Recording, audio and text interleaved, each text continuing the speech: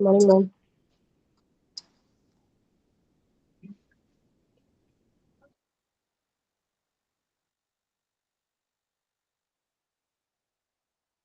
Good morning, ma'am. Good morning.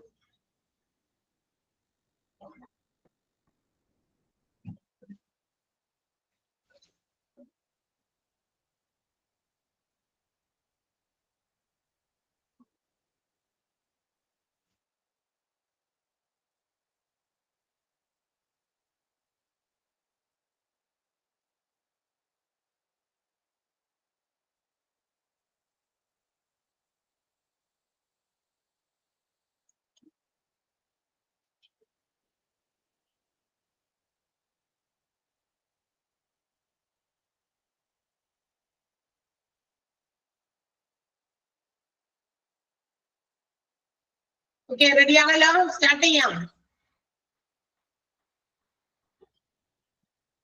Are you ready? Okay. അത് നമുക്ക് start ചെയ്യാം. കഴിഞ്ഞ ദിവസം നമ്മൾ എവിടെ വരെയൊക്കെ എടുത്ത കുറെ എന്താ പറയാ നമ്മുടെ ക്ലിനിക്കൽ റെക്കോർഡുകളുടെ ക്ലിനിക്കൽ ഡാറ്റയുടെ കണ്ടന്റുകൾ അല്ലെങ്കിൽ ക്ലിനിക്കൽ ഡാറ്റയിൽ ഏതൊക്കെയാ വരിക അതുപോലെയുള്ള കാര്യങ്ങളൊക്കെയാണ് നമ്മൾ കുറച്ച് കാര്യങ്ങളൊക്കെ പറഞ്ഞു. എന്തൊക്കെയാണ് അതിനകത്തെ ഡാറ്റാസ് ആയിട്ട് മാറുന്നത്, അതായത് നമ്മൾ എടുക്കുന്ന ഡാറ്റകളൊക്കെ പല റിപ്പോർട്ടുകളായിട്ട് മാറാൻ വേണ്ടിയിട്ടാണ് അല്ലെങ്കിൽ മാറ്റാൻ വേണ്ടിയിട്ടാണ് ഇങ്ങനെ റെക്കോർഡ് ചെയ്ത് വെക്കുക. അപ്പൊ അത്തരം കാര്യങ്ങളെ കുറിച്ച് കുറെ കാര്യങ്ങളൊക്കെ നമ്മൾ പറഞ്ഞു. പ്രധാനമായിട്ടും ഇത്രയും കാര്യങ്ങളാണ്, ഒരു 22 ക്ലിനിക്കൽ ഡാറ്റാസിനെ കുറിച്ചിട്ടാണ് നമ്മൾ പറഞ്ഞത്. പക്ഷെ അത് കംപ്ലീറ്റഡ് ആയിട്ടില്ല. Admission, discharge record, medical history, physical examination, നമ്മുടെ ബോഡിയെ കുറിച്ചുള്ള എക്സാമിനേഷൻ ആണ്. പിന്നെ ഫിസിഷ്യൻസ് പ്രോഗ്രസ് നോട്ട് ആണ്. ഓരോ ദിവസവും റുട്ടീൻ, അതായത് അവിടെ അഡ്മിറ്റഡ് ആയിട്ടുള്ള പേഷ്യൻസിന്റെ റുട്ടീൻ കാര്യങ്ങളൊക്കെ നോക്കി മനസ്സിലാക്കി അതിന്റെ റിപ്പോർട്ടുകൾ ഡേ ബൈ ഡേ ഓരോ ദിവസവും തയ്യാറാക്കുന്നുണ്ട്. അവരുടെ കൊടുക്കുന്ന ട്രീറ്റ്മെന്റുകൾ, ആ ട്രീറ്റ്മെന്റിന് ഹൗ ദ പേഷ്യന്റ് റിയാക്ട്, അതിന്റെ ട്രീറ്റ്മെന്റിനോട് എത്രത്തോളം ആളുടെ ബോഡി റിയാക്ട് ചെയ്യുന്നുണ്ട്, അങ്ങനെയുള്ള കാര്യങ്ങളൊക്കെ ഓരോ ദിവസവും എഴുതി വെക്കുന്നതാണ്. അല്ലെങ്കിൽ ഓരോ പ്രാവശ്യം പേഷ്യന്റിനെ വിസിറ്റ് ചെയ്തിട്ട് ചെയ്യുന്ന കാര്യങ്ങളാണ്. അതൊക്കെ പ്രോഗ്രസ്, അതായത് നമ്മളുടെ ഫിസിഷ്യന്റെ പ്രോഗ്രസ് നോട്ടായിട്ട് മാറുന്നു. പാത്തോളജി റിപ്പോർട്ട്, റേഡിയോളജി റിപ്പോർട്ട്, അങ്ങനെ ഇത്രയും റിപ്പോർട്ടുകളുടെ കുറെ കാര്യങ്ങളൊക്കെ പറഞ്ഞു. അതിൽ കുറച്ചെണ്ണം നമ്മൾ എക്സ്പ്ലെയിൻ ചെയ്ത് കഴിഞ്ഞു അല്ലെ. എവിടെ വരെ നമ്മൾ എടുത്തു? അനസ്തേഷ്യ റിപ്പോർട്ട് വരെ എടുത്തെന്നാണ് എന്റെ ഒരു ഓർമ്മ. റൈറ്റ്? ശരിയാണോ? Anaesthesia before providing and also after providing anesthesia reports എന്തായാലും എഴുതി വെക്കണം. കാരണം the amount of concentration of anesthesia provided and the time taken and also its effect, ഇതെല്ലാം തന്നെ റെക്കോർഡ് ആയിട്ട് വരും. അതിനെയാണ് നമ്മൾ അനസ്തേഷ്യ റിപ്പോർട്ട് എന്ന് വിളിക്കാം. And also at the time of providing it, the body temperature of the patient and also anesthetic duration, effect, respiration, blood pressure, etc. should be monitored. ഇതെല്ലാം തന്നെ വളരെയധികം നന്നായി ചെക്ക് ചെയ്യണം. ബിഫോറും ആഫ്റ്ററും ഒക്കെ ചെക്ക് ചെയ്യണം. കാരണം അതിന് ഈ അനസ്തീഷ്യ പ്രൊവൈഡ് ചെയ്യാൻ വെദർ ദ ബോഡി എന്താ പറയാ അതിന് പറ്റിയതാണോ അല്ലെങ്കിൽ ആപ്റ്റ് ആയിട്ടുള്ളതാണോ അല്ലെങ്കിൽ ഏതെങ്കിലും തരത്തിലുള്ള പ്രശ്നങ്ങൾ സഫർ ചെയ്യുന്ന പേഷ്യന്റ് ആണോ ഈ അനസ്തീഷ്യ പ്രൊവൈഡ് ചെയ്യുന്നത് കൊണ്ട് എന്തെങ്കിലും ആഫ്റ്റർ ഇഫക്റ്റ് ആ ഒരു കണ്ടെത്തലുകളിൽ ഉണ്ടോ, ഇതൊക്കെ അറിയാൻ വേണ്ടിയിട്ടാണ് ഇതൊക്കെ റിപ്പോർട്ട്സ് തയ്യാറാക്കുന്നത്. അതെല്ലാം എന്നിട്ട് റെക്കോർഡ് ചെയ്ത് വെച്ച് കഴിഞ്ഞാൽ അതനുസരിച്ച് ഓപ്പറേഷൻസ് നടത്താനും അനസ്തീഷ്യ പ്രൊവൈഡ് ചെയ്യാനും ഒക്കെ പറ്റും. മനസ്സിലായോ? ഇവിടെ വരെയല്ലേ നമ്മൾ എടുത്തേ? ശരിയാണോ? യെസ്. ഓക്കെ. സോ നൗ നമുക്ക് അടുത്ത റിപ്പോർട്ടിലേക്ക് പോകാം. അടുത്ത റിപ്പോർട്ട് ഓപ്പറേഷൻ റിപ്പോർട്ടാണ്. ഓപ്പറേഷൻ നമുക്കറിയാം, ഓപ്പറേഷൻ സംബന്ധിക്കുന്ന കാര്യങ്ങൾ രേഖപ്പെടുത്തുന്നതായിരിക്കാം. അപ്പോ ബിഫോർ ദ ഓപ്പറേഷൻ നമുക്കറിയാം, ബിഫോർ മേക്കിംഗ് എനി സർജറീസ്, ഏതെങ്കിലും തരത്തിലുള്ള സർജറി കൊടുക്കുന്നതിന് മുമ്പ് first of all patients consent നമ്മൾ എഴുതി വാങ്ങിക്കുന്നുണ്ട്. കുറച്ച് സീരിയസ് ആയിട്ടുള്ള സർജറി ആണെങ്കിലും അല്ലെങ്കിലും ഒക്കെ അല്ലെ, അതിന്റെ ആ ഒരു നമുക്ക് ഓപ്പറേഷൻ എടുക്കുന്ന ടൈം അതൊക്കെ ഭയങ്കര വലിയ ഫാക്ടേഴ്സ് ആണ്. അപ്പൊ അതുകൊണ്ട് തന്നെ കൺസെന്റ് പേഷ്യൻസിൽ നിന്ന് വാങ്ങിക്കുന്നുണ്ട്. അതുപോലെ തന്നെ പ്രീ അനസ്തേഷ്യ സർജറി പ്രൊവൈഡ് ചെയ്യുന്നതിന് മുമ്പ് അല്ലെങ്കിൽ ആ ഒരു കാര്യം ചെയ്യുന്നതിന് പ്രാക്ടിക്കൽ ആക്കുന്നതിന് മുമ്പ് പ്രീ അനസ്തേഷ്യ റിപ്പോർട്ടും പോസ്റ്റ് അനസ്തേഷ്യ റിപ്പോർട്ട്സും അതുപോലെ തന്നെ operative reports also should be prepared. അതെല്ലാം തന്നെ പ്രിപ്പയർ ചെയ്യുന്നത്. ഇതെല്ലാം ഈ ഓപ്പറേഷൻ റിപ്പോർട്ടിനകത്ത് ഉൾപ്പെടുന്നതാണ്. പിന്നെ പ്രീ ഓപ്പറേറ്റീവ് ഡയഗ്നോസിസ് ടെസ്റ്റുകളൊക്കെ, അതായത് ഓപ്പറേഷന് മുമ്പ് ചിലപ്പോൾ ബ്ലഡിന്റെ എന്തെങ്കിലും കാര്യങ്ങളൊക്കെ ടെസ്റ്റ് ചെയ്യേണ്ടി വരും, അല്ലെങ്കിൽ ബോഡിയിൽ മറ്റേതെങ്കിലും രീതിയിലുള്ള എന്തെങ്കിലും തരത്തിലുള്ള ഇൻഫെക്ഷൻസ് ഒക്കെ അവരുടെ ദൃഷ്ടിയിൽപ്പെട്ടാൽ എന്തെങ്കിലും സംശയങ്ങൾ ഡൗട്ട്ഫുൾ ആയിട്ടുള്ള കാര്യങ്ങളൊക്കെ ഉണ്ടെങ്കിൽ surgery ask for any diagnosis test. അപ്പൊ എന്തെങ്കിലും ടെസ്റ്റുകൾക്ക് വേണമെങ്കിൽ റെഫർ ചെയ്യും. അപ്പൊ അങ്ങനെ വരുമ്പോൾ അത് ചെയ്യണം. അപ്പൊ അതൊക്കെ ഇവിടെ റിപ്പോർട്ടിൽ വെക്കും. ഏതിന്റെ ഓപ്പറേഷൻ റിപ്പോർട്ടിൽ അതെല്ലാം ഇൻക്ലൂഡ് ചെയ്യുന്നതാണ്. And also whatever things they are detecting at the time of surgery. സർജറിയുടെ സമയത്ത് ആ പേഷ്യന്റിന്റെ ഓർഗൻസിൽ ഉണ്ടാകുന്ന പല കണ്ടെത്തലുകളും അതിന്റെ കൂടെ എഴുതി ചേർക്കും. അബ്നോർമൽ ആയിട്ടുള്ളതോ നോർമൽ ആയിട്ടുള്ളതോ whatever it may be സർജറീസിൽ ഉണ്ടാകുന്ന കാര്യങ്ങൾ ഇറ്റ് ഷുഡ് ബി റിപ്പോർട്ടഡ്. അതും റിപ്പോർട്ടിൽ എഴുതി വെക്കണം. പിന്നെ സർജറി പ്രൊസീജിയേഴ്സിൽ നമ്മൾ ഉപയോഗിക്കുന്ന വസ്തുക്കൾ, അതുപോലെ തന്നെ എന്താ പറയാ സ്റ്റിച്ചിങ് സംബന്ധമായിട്ടുള്ള ഇപ്പൊ സർജറി കഴിഞ്ഞ സ്റ്റിച്ച് അതാണ് കേട്ടാ സ്യൂച്ചേഴ്സ് എന്ന് പറയുന്നത്. SUTURES സ്യൂച്ചേഴ്സ് മീൻസ് സ്റ്റിച്ചിങ് ആണ്. അതായത് ആഫ്റ്റർ ദ ഓപ്പറേഷൻ സർജറി കഴിഞ്ഞ് കഴിഞ്ഞാൽ സ്റ്റിച്ച് ഒക്കെ ഇടേണ്ടി വരും. അത് എത്ര എണ്ണം ഒക്കെ ഇട്ടിട്ടുണ്ട് അങ്ങനെയുള്ള കാര്യങ്ങൾ അവർ ഉപയോഗിക്കുന്ന ചെറുതും വലുതുമായിട്ടുള്ള എക്യുപ്മെന്റ്സ് അവർ മാത്രമല്ല സർജൻ മാത്രമല്ല അസിസ്റ്റൻസും അവരുടെ കയ്യിലിരിക്കുന്ന ഉപകരണങ്ങളുടെ പേരുകളൊക്കെ അവിടെ എഴുതി വെക്കും. ഞാൻ അതിന് എന്തിനു വേണ്ടിയിട്ട് അങ്ങനെയൊക്കെ റെക്കോർഡ് ചെയ്ത് വെക്കുന്നത്? ബിക്കോസ് ആഫ്റ്റർ ദ സർജറി ഇപ്പൊ ഏതെങ്കിലും ഇതുപോലുള്ള എക്യുപ്മെന്റുകളൊക്കെ അവിടെ മിസ്സിംഗ് ആണെങ്കിൽ അത് കണ്ടെത്തുന്നതിനും കൂടി വേണ്ടിയിട്ടാണ്. അങ്ങനെ ഒരുപാട് പ്രശ്നങ്ങളൊക്കെ നടന്നതൊക്കെ നമ്മൾ കേട്ടിട്ടുണ്ട് പല സ്ഥലങ്ങളിലും അല്ലെ. അങ്ങനെയുള്ള ഒരു സാധനം ചിലപ്പോ അത് ഓപ്പറേറ്റ് ചെയ്തപ്പോ അതിന്റെ അകത്ത് വെച്ചിട്ട് മിസ്സായി പോയി എന്നൊക്കെ നമ്മൾ കേട്ടിട്ടുണ്ട്. സോ അങ്ങനെയൊന്നും വരുന്നതല്ല, റയർ കേസസിൽ മാത്രം വരുന്ന കാര്യമാണ്. പക്ഷെ ഇതിങ്ങനെ റെക്കോർഡ് ചെയ്ത് വെക്കുമ്പോൾ, ഇങ്ങനെ റിപ്പോർട്ടിൽ എഴുതി വെക്കുമ്പോൾ അത്തരം എക്യുപ്മെന്റുകളൊക്കെ ഉപയോഗിച്ചിട്ടാണ് ഇത് സർജറി പ്രൊസീജിയേഴ്സ് കണ്ടക്ട് ചെയ്തിരിക്കുന്നതെന്ന് അവർക്ക് അറിയാനും പറ്റും. അപ്പൊ ഇതെല്ലാമാണ് ഓപ്പറേഷൻ റിപ്പോർട്ടിൽ വരാം. ഇതെല്ലാം നമ്മൾ അറിഞ്ഞിരിക്കണം എന്തൊക്കെ കാര്യങ്ങളാണ് ഓരോ റിപ്പോർട്ടിനകത്ത് ഉൾപ്പെടുന്നതെന്ന്. അപ്പൊ സർജറിക്കകത്ത് അനസ്തേഷ്യയുടെ റിപ്പോർട്ട് കൂടി ഉൾപ്പെടുന്നുണ്ട് എന്നുള്ള കാര്യം കൂടി നിങ്ങൾ മനസ്സിലാക്കി വെക്കുക. ക്ലിയർ ആയോ? മനസ്സിലായോ?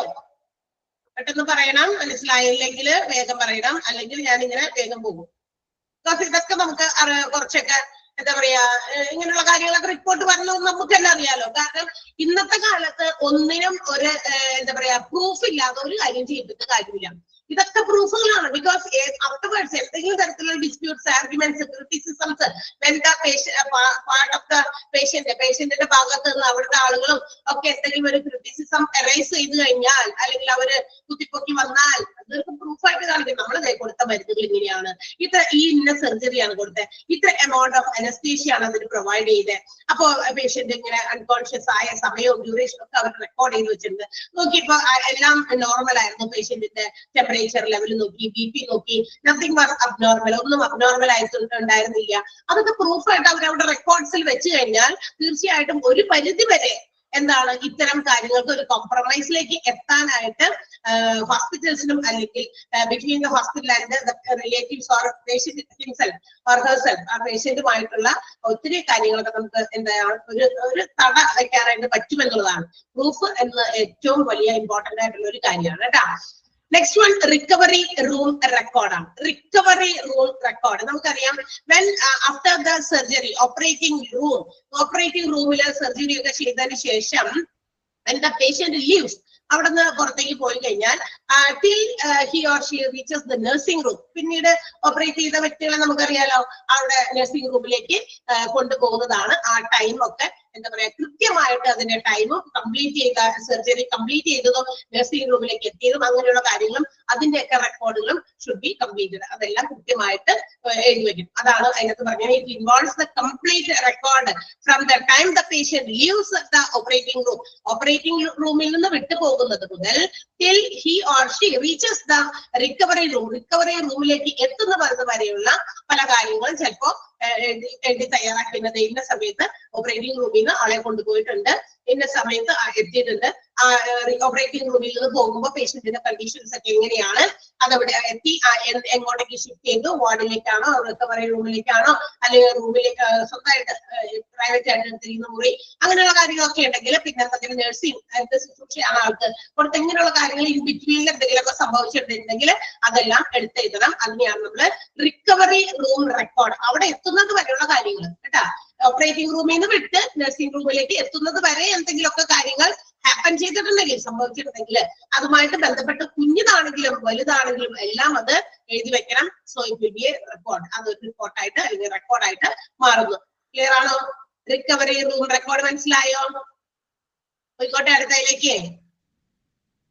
എസ്ഒ അല്ലെങ്കിൽ ഒരു ഹാൻഡ് കമ്പോ എന്തെങ്കിലും ഇടുക. ഇപ്പുറത്തുണ്ട്, പക്ഷെ എനിക്ക് വിസിബിൾ ആയ സ്ഥലത്തൊന്നും വരുന്നില്ല. അതാണ് നമ്മൾ ഇപ്പുറത്തെ എപ്പോഴും നോട്ട്. ഓക്കെ, യെസ്, അടുത്തത് നഴ്സിംഗ് നോട്ട്സ് ആണ്. നഴ്സിംഗ് നോട്ട് എന്ന് വെച്ചാൽ എന്താ? നഴ്സസ് തയ്യാറാക്കുന്ന നോട്ടാണ്. ഓക്കെ, നമുക്കറിയാം റുട്ടീൻ അഡ്മിറ്റഡ് ആയിട്ടുള്ള പേഷ്യൻസ് അവരെ എന്താ പറയാ കാലത്തോ വൈകുന്നേരോ ഏതെങ്കിലും ഒക്കെ സമയത്തൊക്കെ ഡോക്ടേഴ്സ് വിസിറ്റ് ചെയ്യുന്നുണ്ട്. അവരുടെ റിപ്പോർട്ട്സ് ഒക്കെ അവർ എഴുതുന്നുണ്ട്. ഫിസിഷ്യൻസ് പ്രോഗ്രസ് റിപ്പോർട്ട് അവർ മേടിക്കുന്നുണ്ട്. And at the same time nurses will also prepare their notes. അവരും ഒരു നോട്ടുകൾ തയ്യാറാക്കുന്നുണ്ട്. ദാറ്റ് മീൻസ് എപ്പോഴെപ്പോഴും ഡോക്ടർമാർ വന്ന് നോക്കുന്നില്ല ആയിട്ടുള്ള പേഷ്യൻസിനെ. ചിലപ്പോഴൊക്കെ ഫ്രീക്വന്റ് ആയിട്ട് വന്ന് നോക്കുന്നത് നഴ്സസ് ആയിരിക്കും. So they have to make observations about the patient. പേഷ്യന്റിനെ നോക്കി നിരീക്ഷിച്ചൊക്കെ കഴിഞ്ഞതിന് ശേഷം അവർ കൊടുക്കുന്ന കെയർ, അവരുടെ treatment, whatever it is given to the patient, and also the patient's response to that particular treatment. ആ പേഷ്യന്റിന്റെ എന്താ പറയാ ആ ഒരു ചികിത്സയോടുള്ള റെസ്പോൺസും ഇതൊക്കെ രേഖപ്പെടുത്തി വെക്കും. അതിനെയാണ് നമ്മൾ നഴ്സിംഗ് നോട്ട് എന്ന് വിളിക്കുക. അതിനകത്ത് ഇതൊക്കെ ഉൾപ്പെടും. ഏതൊക്കെയാ? പേഷ്യന്റിന്റെ ഒബ്സർവേഷൻസിൽ നിന്ന് കിട്ടുന്ന കാര്യങ്ങള് notes ആയിട്ട് എഴുതും. Treatment given to the patient and the response of the patient towards the treatment. ആ ട്രീറ്റ്മെന്റിനോട് പേഷ്യന്റ് എങ്ങനെ പ്രതികരിക്കുന്നു എന്നുള്ള കാര്യമൊക്കെ നഴ്സസ് റിപ്പോർട്ട് ആയിട്ട് നോട്ടായിട്ട് തയ്യാറാക്കി വയ്ക്കും. അത് അവരുടെയും കൂടി കാര്യങ്ങൾക്ക് വേണ്ടിയിട്ട്. കാരണം each and every time doctor വന്ന് ആ പേഷ്യന്റിനെ പരിശോധിക്കുന്നില്ല അല്ലെ. ഇപ്പൊ മോർണിംഗ് കഴിഞ്ഞിട്ട് ചിലപ്പോൾ ഈവനിങ് ആയിരിക്കും. അല്ലെങ്കിൽ പിന്നെ എന്തെങ്കിലും ഒരു എമർജൻസി സിറ്റുവേഷൻ ആ പേഷ്യന്റിന് വരണം, അപ്പോൾ മാത്രമാണ് പോകുക. അല്ലെങ്കിൽ എപ്പോഴെപ്പോഴൊന്നും സന്ദർശിക്കേണ്ട ആവശ്യമില്ല അല്ലെ. ആ ഒരു കൊടുക്കുന്ന മരുന്നുകളിനോട് കാലത്ത് കൊടുത്തു, ഉച്ചയ്ക്ക് കൊടുത്തു, വൈകുന്നേരം ആകുമ്പോഴേക്കും എങ്ങനെയുണ്ട് സ്ഥിതി എന്നൊക്കെ നോക്കാനായിട്ട് ഡോക്ടേഴ്സ് വിസിറ്റ് ചെയ്യാറുണ്ട്. Also it narrates and it explains ആ നോട്ടിനകത്ത്, നഴ്സിംഗ് നോട്ടിനകത്ത് എന്തൊക്കെയാണ് ഉൾപ്പെടുക. It explains the patient's requirements, problems, capabilities, limitations in respect of the patient behavior. പേഷ്യന്റിന്റെ പെരുമാറ്റം നോക്കി വിലയിരുത്തിയിട്ട് പേഷ്യന്റിന്റെ ആവശ്യങ്ങള്, പേഷ്യന്റിന്റെ പ്രശ്നം എന്താണ്, ആൾക്കുള്ള കേപ്പബിലിറ്റീസ് എന്താ, എന്തൊക്കെ ചെയ്യാൻ പറ്റും, എന്തൊക്കെ പറ്റില്ല, എന്തൊക്കെ ലിമിറ്റേഷൻസ് പേഷ്യന്റ് ഉണ്ട്, ഇതിന്റെയൊക്കെ അടിസ്ഥാനത്തിലായിരിക്കും ഈ നോട്ടുകള് അതുപോലെ തന്നെ കാര്യങ്ങളൊക്കെ നഴ്സസ് തയ്യാറാക്കുക. അപ്പോ എന്തൊക്കെ കാര്യങ്ങളാണ്? റിക്വയർമെന്റ്, പ്രോബ്ലംസ്, അതുപോലെ തന്നെ കേപ്പബിലിറ്റീസ് ആൻഡ് ലിമിറ്റേഷൻസ്. എന്ത് പോരായ്മകളാണുള്ളത്, എന്ത് കഴിവുകളുണ്ട്, എന്ത് പ്രോബ്ലംസ് ഉണ്ട് പേഷ്യന്റിന്, ആൾക്ക് എന്തൊക്കെ ആവശ്യങ്ങളുണ്ട് എന്നുള്ള കാര്യങ്ങളൊക്കെ കണക്കിലെടുത്തിട്ടായിരിക്കും ഈ നോട്ട്സ് തയ്യാറാക്കിയിരിക്കുക. സോ ആ നോട്ട്സിനകത്ത് ഇതെല്ലാം ഉൾപ്പെടുത്തിയിട്ടാണ്. ഇത് explains, that means the nurses notes explains എന്നാണ് കേട്ടോ. നഴ്സിന്റെ നോട്ട് എക്സ്പ്ലെയിൻ ചെയ്യണം. അപ്പൊ അത് നമുക്കതിങ്ങനെ എടുത്ത് റെഫർ ചെയ്ത് നോക്കി കഴിഞ്ഞാൽ ഡോക്ടേഴ്സിന് എഴുതേ അപ്പൊ ചിലപ്പോ ഡോക്ടേഴ്സ് ഇടയ്ക്ക് വെച്ചിട്ട് ഇന്ന പേഷ്യന്റിന്റെ കാര്യം എങ്ങനെയുണ്ട് എന്നൊക്കെ ചിലപ്പോൾ ചോദിക്കാം. അപ്പൊ നഴ്സസിന് അവര് കണ്ടെത്തിയ കാര്യം അവർ നോട്ടായിട്ട് തയ്യാറാക്കി വെച്ചിട്ടുണ്ട്. So that it can be produced before the doctor. ഡോക്ടറുടെ മുമ്പിൽ കൊണ്ട് അവർക്കത് കൊടുക്കാൻ പറ്റും. ഇന്ന പേഷ്യന്റിന്റെ ഇതൊക്കെയാണ് കാര്യങ്ങൾ എന്ന് നോക്കാം. അല്ലാതെ അങ്ങോട്ടേക്ക് ചിലപ്പോൾ പോകണമെന്നില്ല. കാരണം ഇവിടെയും നമുക്കറിയാം OP വിഭാഗത്തിലും പേഷ്യൻസ് വരുന്നുണ്ട്, അവർക്കും കെയർ കൊടുക്കാനുള്ളതാണ്. അതുകൊണ്ട് തന്നെ ഇങ്ങനെയുള്ള കാര്യങ്ങൾ ചിലപ്പോൾ ഇങ്ങനെയുള്ള വിശദീകരണങ്ങളിലൂടെ അവർക്ക് കാര്യങ്ങൾ മനസ്സിലാക്കാം ഡോക്ടേഴ്സിന്. Okay, and this document includes the statements of nursing measures. എത്രത്തോളം നഴ്സുകൾ ഈ പറയുന്ന ആളുകളെ, അതായത് പേഷ്യൻസിനെ എത്ര പ്രാവശ്യമൊക്കെ സന്ദർശിച്ചിട്ടുണ്ടോ അത് വിലയിരുത്താൻ ഇത് ഉൾപ്പെടുത്തു കേട്ടോ. അതായത് അങ്ങനെയും ഒരു ഉപകാരമുണ്ട്. Which has to be taken. അതായത് മെഡിക്കൽ കെയർ പ്രൊവൈഡ് ചെയ്യേണ്ടത് പേഷ്യൻസിന് ഏറ്റവും അത്യാവശ്യം കൊടുക്കേണ്ട ഒരു ക്വാളിറ്റി സർവീസ് തന്നെയാണ്. അതായത് അവിടെ കൊണ്ട് അഡ്മിറ്റ് ചെയ്തു, പിന്നെ അവസ്ഥയ്ക്ക് തിരിഞ്ഞു നോക്കുന്നില്ല, പേഷ്യന്റിന്റെ കാര്യങ്ങളൊക്കെ അവരുടെ ബൈസ്റ്റാൻഡേഴ്സിനെ ഏൽപ്പിക്കുന്നു, മരുന്ന് തരുന്ന ഇന്ന സമയത്ത് കൊടുക്കുന്നു, ഇവരങ്ങോട്ടേക്ക് തിരിഞ്ഞു പോലും നോക്കാതിരിക്കുമോ? തീർച്ചയായിട്ടും ഇല്ല. when a patient is admitted, ഇടയ്ക്കിടയ്ക്ക് frequently the nurses come and observe the patients. പേഷ്യൻസിനെ വന്ന് നോക്കുകയും കാണുകയും. അപ്പൊ അവർ എത്ര പ്രാവശ്യം അവരെ പോയി സന്ദർശിക്കുന്നുണ്ട്. അവിടെ ഇപ്പൊ നമുക്കറിയാം ഒരു ഫ്ലോറിലൊക്കെ ഓരോ ഫ്ലോറിലും ഇത്ര റൂംസ് ഉണ്ടല്ലോ. ആ റൂംസിന്റെ പ്രൊപ്പോർഷനേറ്റ് ആയിട്ട് അവിടെ അഡ്മിറ്റഡ് ആയിട്ടിരിക്കുന്ന പേഷ്യൻസ് ആണ് റൂംസിൽ ഉണ്ടാകുക. ആ റൂംസിലോ അല്ലെങ്കിൽ വാർഡ്സിലോ ഒക്കെ ഉള്ള പേഷ്യൻസിന്റെ എണ്ണത്തിന് പ്രൊപ്പോർഷനേറ്റ് ആയിട്ടുള്ള nurses will be also allotted in that particular floor. ആ ഫ്ലോറിൽ അതിന് ആനുപാതികമായ നിരക്കിലുള്ള നഴ്സുമാരെയും അവിടെ അലോട്ട് ചെയ്തിട്ടുണ്ടായിരിക്കും. അപ്പൊ വാർഡിലേക്ക് പോയി നോക്കേണ്ടവര്, ചെക്ക് ചെയ്യേണ്ടവര് അവര് പോകുന്നു. നമ്മള് പോയി എക്സ്പീരിയൻസ് ഉള്ളവരല്ലേ, നമുക്ക് തന്നെ വേണ്ടിയിട്ടല്ല എങ്കിലും നമ്മൾ ആർക്കെങ്കിലും വേണ്ടി നമ്മൾ ബൈസ്റ്റാൻഡർ ആയോ, ഇടയ്ക്ക് ആരെങ്കിലും, ഇപ്പൊ നമ്മുടെ നമുക്കൊന്നും അങ്ങനെ ഒരു സിറ്റുവേഷൻ വന്നിട്ടില്ല, ആരെയും നമ്മുടെ ഫ്രണ്ടോ അല്ലെങ്കിൽ എന്തെങ്കിലും റിലേറ്റീവ്സോ കിടക്കുമ്പോൾ നമ്മൾ ഒരു 10 മിനിറ്റ് 15 മിനിറ്റ് അവരുടെ അടുത്തൊന്ന് കാണാനൊക്കെ പോയി നിൽക്കുമ്പോൾ തന്നെ നമുക്ക് ഇതൊക്കെ കാണാവുന്ന കാഴ്ച. അതെ, നഴ്സ് വന്നിട്ടുണ്ടാവും, ഒന്നും പുറത്തേക്ക് ഇറങ്ങിയില്ല. ബിക്കോസ് അവിടെ ഒരുപാട് പേര് ഒരു രോഗിയുടെ അടുത്ത് ഇങ്ങനെ വട്ടം വളഞ്ഞ് നിൽക്കുന്നത് അവർക്ക് ഇഷ്ടമല്ല അല്ലെ. അപ്പൊ നഴ്സ് വരുന്നതാണെന്ന് നമ്മളിപ്പോ അവരെ കാണാൻ ചെന്നക്കാരി നമ്മൾ പെട്ടെന്ന് എന്ത് ചെയ്യും? പുറത്തേക്ക് ഇറങ്ങിക്കും. അല്ല, നമ്മൾ അവിടെ തിങ്ങി കുടിക്കോ? ഇല്ല അല്ലെ, അങ്ങനെയൊക്കെയല്ലേ. നിങ്ങളുടെയൊക്കെ നാട്ടിൽ അങ്ങനെയാണോ? ഞങ്ങളുടെ നാട്ടിൽ അങ്ങനെയാണ്. ഞങ്ങളൊക്കെ വേഗം പുറത്തേക്ക് ചാടി നിൽക്കും, നമ്മൾ അവരെ കാണാൻ പോയി നിൽക്കുന്നതാണെങ്കിലും. കാരണം അവിടെ അവരുടെ ഒരു ഡ്യൂട്ടിയാണ്, നമ്മൾ അതിന് എന്താ പറയാ ഒരു തടസ്സമായിട്ട് നിൽക്കാൻ പാടില്ല. So nurses notes have to be prepared only, not only ആ നോട്ട്സ് തയ്യാറാക്കാൻ വേണ്ടി മാത്രമല്ല, ഇറ്റ് മെഷേഴ്സ് ദ നഴ്സിംഗ് എത്രത്തോളം ആ പേഷ്യന്റിന് കിട്ടുന്നുണ്ട് മെഡിക്കൽ കെയർ സിസ്റ്റത്തില് എന്നതുകൂടി മനസ്സിലാക്കാനും ദിസ് നോട്ട് അല്ലെങ്കിൽ ദിസ് ഡോക്യുമെന്റ് എന്താ പറയാ സഹായിക്കുന്നുണ്ട്, ഹെൽപ്പ് ചെയ്യുന്നുണ്ട്. ക്ലിയർ ആയോ? നഴ്സിംഗ് നോട്ട്സ് മനസ്സിലായോ? ഇതൊക്കെ നിങ്ങൾ മനസ്സിലാക്കി വെക്കുക കേട്ടാ. ചിലത് ഞാൻ അണ്ടർലൈൻ ചെയ്ത് പഠിക്കാൻ പറയുന്നുണ്ട്, അതങ്ങനെ തന്നെ വേണം. ഇന്ന് മാറ്റി പറയുന്നൊന്നുമില്ല, പറഞ്ഞിട്ടില്ലേ നേരത്തേക്ക്? ഉണ്ടോ? ഉറങ്ങണ്ടോ അവിടെ ഇരുന്ന്? ആരെങ്കിലും ഉറങ്ങണ്ടോ? ഹലോ ആരുമില്ല. യെസ്, ഓക്കെ ഉണ്ട്. ഓക്കെ, അപ്പൊ അതൊക്കെ നിങ്ങൾ അറിഞ്ഞിരിക്കണം. പിന്നെ അടുത്തത് TPR ആണ്. TPR നമ്മൾ വേറെ കണ്ടിരിക്കുന്നത് എവിടെയാ? ട്രെയിനിലൊക്കെ പോകുമ്പോ TPR വരുന്നുണ്ട്. ഇവിടെയും ഉണ്ട് ഒരു TPR കേട്ടാ. ടെമ്പറേച്ചർ, പൾസ് ആൻഡ് റെസ്പിറേഷൻ അല്ലെ, TPR. And blood pressure measurement R listed. ഇതിനകത്ത് ഈ ഒരു ചാർട്ടിനകത്ത് അല്ലെങ്കിൽ ഇതിനകത്ത് റിപ്പോർട്ടായിട്ട് വരുന്നത് ഒരു രോഗിയെ നോക്കുമ്പോൾ ആ വൈറ്റൽ സയൻസ് ഒക്കെ എടുക്കുന്ന സമയത്ത്, വൈറ്റൽസ് മീൻസ് ഇമ്പോർട്ടന്റ് ആയിട്ട് ഒരു രോഗി ഹോസ്പിറ്റലിൽ ആദ്യമായിട്ടൊക്കെ വരുമ്പോൾ ആളുടെ എന്താ പറയാ അവരുടെ രോഗവുമായി ബന്ധപ്പെട്ട് ഈ പറയുന്ന ചില പ്രാഥമികമായിട്ടുള്ള ചെക്കിങ്സ് നടത്തും. ഫിസിക്കൽ ആയിട്ടുള്ള എക്സാമിനേഷൻസ് ചെയ്യുന്നതോടൊപ്പം ഇപ്പൊ ടെമ്പറേച്ചർ നോക്കും, പൾസ് റേറ്റ് നോക്കും, അതുപോലെ റെസ്പിറേഷൻ നമ്മുടെ ശ്വാസഗതിയും മറ്റു കാര്യങ്ങളും ബ്ലഡ് പ്രഷറും മറ്റൊക്കെ മെഷർ ചെയ്യും. അതൊക്കെ റെക്കോർഡ് ചെയ്ത് വെക്കുക. അതാണ് TPR ചാർട്ട് എന്ന് പറയുന്നത്. അത് ഇമ്പോർട്ടന്റ് ആണ്, അണ്ടർലൈൻ ചെയ്ത് വെക്കുക. TPR ചാർട്ടിൽ എന്തൊക്കെയാ വരിക എന്ന്: temperature, pulse, respiration and blood pressure. Clear ആയോ? ബുദ്ധിമുട്ടില്ലല്ലോ? ഒറ്റ വാക്കിലോ ഒറ്റ സെന്റൻസിൽ എഴുതി വെച്ചിട്ടുണ്ട്, അതുകൊണ്ട് എളുപ്പമാണ്. നെക്സ്റ്റ് വൺ മെഡിക്കേഷൻ ഷീറ്റ് ആണ്. മെഡിക്കേഷൻ ഷീറ്റ് എന്ന് വെച്ചാൽ it is the sheet which provides the medication which is given to the patient orally, topically, by inhalation and infusion. എന്ന് പറഞ്ഞാൽ ഇതിനകത്ത് മെഡിക്കേഷൻ ആണ്, മരുന്നുകൾ കൊടുത്തേക്കണ്ട എന്ന് വെച്ചാൽ വായിക്കകത്ത് കൊടുക്കുന്നതാ. ബോഡിയുടെ പുറമെ, topically means on the surface of the body, ബോഡിക്ക് പുറമെ കൊടുക്കുന്ന വല്ല മരുന്നുകളോ അല്ലെങ്കിൽ എന്താ പറയാ ഇൻഹലേഷൻ, ചിലപ്പോ എന്താ പറയാ ശ്വസിച്ചിട്ട് നെബുലൈസേഷൻ പോലെയുള്ള കാര്യങ്ങളൊക്കെ അങ്ങനെ ഇൻഹേൽ ചെയ്തിട്ടാണ് കൊടുക്കുക. പിന്നെ ഇൻഫ്യൂഷൻ എന്ന് വെച്ചാൽ ഉള്ളിലേക്ക് കടത്തി വിടുന്നത്. ഇൻഫ്യൂഷൻ എന്ന് പറഞ്ഞാൽ നമുക്ക് എന്താ പറയാ ഒരു തരം ഏതെങ്കിലും തരത്തിലുള്ള medicines, medications it is provided fluids ആണ് കേട്ടോ. ഫ്ലൂയിഡ് പോലെയുള്ള മെഡിസിൻസ് അല്ലെങ്കിൽ ഡ്രഗ്സ് ഒക്കെ എന്ത് ചെയ്യുന്നു, ബ്ലഡ് സ്ട്രീമിലേക്ക് കുത്തിവെക്കുന്നത്. ഇൻഫ്യൂഷൻ അതാണ്. ഇൻഫ്യൂഷൻ ചെയ്യാന്ന് പറഞ്ഞു കഴിഞ്ഞാൽ അതാണ് ഇൻജെക്ട് ചെയ്യുന്നതിന് മറ്റൊരു പേര് തന്നെയാണ്. അപ്പൊ ഇങ്ങനെയുള്ള മരുന്നുകള് വായിലൂടെ കൊടുത്തതോ ബോഡിയുടെ സർഫസിൽ കൊടുത്തതോ അല്ലെങ്കിൽ ഉള്ളിലേക്ക് ബോഡിയുടെ ഇന്നർ പാർട്ടിലേക്കോ അല്ലെങ്കിൽ ബോഡിയിലേക്കോ ഒക്കെ കൊടുക്കുന്ന എല്ലാ കാര്യങ്ങളും അടങ്ങുന്ന ഒരു ഡോക്യുമെന്റ് ആണ് medication sheet. Whatever medicines provided to the patient. ഒരു രോഗമായിട്ട് രോഗി ഹോസ്പിറ്റലിലേക്ക് വരുമ്പോൾ ഡോക്ടർ പരിശോധനയൊക്കെ കഴിഞ്ഞ് അല്ലെങ്കിൽ കൊടുക്കുന്നോടത്തോട് വെച്ച് തന്നെ ചിലപ്പോൾ ഈ മരുന്ന് വേഗം നമ്മൾ കൊടുത്തോ, ചിലപ്പോൾ നഴ്സിനൊക്കെ അവിടെ തന്നെ വെച്ചിട്ട് ബെല്ലടിച്ച് വിളിക്കും, ഇത് പെട്ടെന്ന് ഇന്ന കാര്യം ചെയ്യൂ എന്നൊക്കെ പറഞ്ഞിട്ട് അല്ലെ. അപ്പൊ അങ്ങനെയുള്ള കാര്യങ്ങൾ എന്തൊക്കെയാണോ മെഡിസിൻ ആയിട്ട് ട്രീറ്റ്മെന്റിന്റെ ഭാഗമായ മെഡിസിൻസ് ആയിട്ട് കൊടുക്കുന്നത് അതെല്ലാം മെഡിക്കേഷൻ ഷീറ്റിനകത്ത്. And why providing it date, time, name of drug, dose, route by which it has been given should be documented. എന്തൊക്കെ മരുന്നുകൾ കൊടുത്തിട്ടുണ്ടോ ആ മരുന്നുകൾ കൊടുത്ത ഡേറ്റും സമയവും, അതുമാത്രമല്ല നെയിം ഓഫ് ദ ഡ്രഗ്, ആ ഡ്രഗിന്റെ പേര്, അതുമാത്രമല്ല എങ്ങനെ ഏത് മെത്തേഡിലൂടെയാണ് ആ ഡ്രഗ് പ്രൊവൈഡ് ചെയ്ത്, വായു കൂടി കൊടുത്തതാകാം, ഇൻജെക്ട് ചെയ്ത് കൊടുത്തതാകാം അല്ലെ, അങ്ങനെയൊക്കെ ഏത് രീതിയിലാണ് അതാണ് ഉദ്ദേശിച്ചേക്കുന്നത്. ബൈ റൂട്ട്, ഏത് വഴി കൂടിയാ കൊടുത്തത്, കയ്യിൽ എന്താ പറയാ വെയിൻസിൽ കൂടി കൊടുത്തതാണോ, മറ്റു പല മാർഗങ്ങളിലൂടെയും മെഡിസിൻസ് ആളുകളുടെ ശരീരത്തിലേക്ക് കടക്കുന്നുണ്ട്. അപ്പൊ അതെങ്ങനെയാണ് എന്നുള്ള കാര്യങ്ങൾ ചിലപ്പോൾ ചിലർക്ക് വായു കൂടി കഴിക്കാൻ പറ്റില്ല, ചിലപ്പോ ഭയങ്കര എന്താ പറയാ വെന്റിലേറ്ററിലൊക്കെ കിടക്കുന്ന ആളുകളാണെങ്കിൽ ആ രീതിയിൽ മെഡിസിൻസ് കൊടുക്കാൻ പറ്റില്ല. ചിലപ്പോൾ എവിടെയെങ്കിലൊക്കെ ചില ഓപ്പണിങ്സ് ഉണ്ടായിരിക്കും, ചിലപ്പോൾ അതിൽ കൂടി ആയിരിക്കും എന്ത് ചെയ്യുക മെഡിസിൻസും മറ്റു കാര്യങ്ങളൊക്കെ അകത്തേക്ക് വിടുക. അപ്പൊ ഏത് റൂട്ടാണ് ആ റൂട്ട് കൂടിയൊക്കെ മെൻഷൻ ചെയ്യണം ആ മെഡിക്കേഷൻ ഷീറ്റിൽ.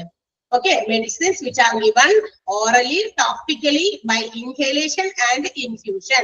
ഏതൊക്കെ രീതിയിൽ നമ്മുടെ ശരീരത്തിനകത്തേക്ക് മരുന്നുകൾ കൊടുത്തിട്ടുണ്ടോ അതെല്ലാം മെഡിക്കേഷൻ ഷീറ്റിൽ ഉൾപ്പെടുത്തണം.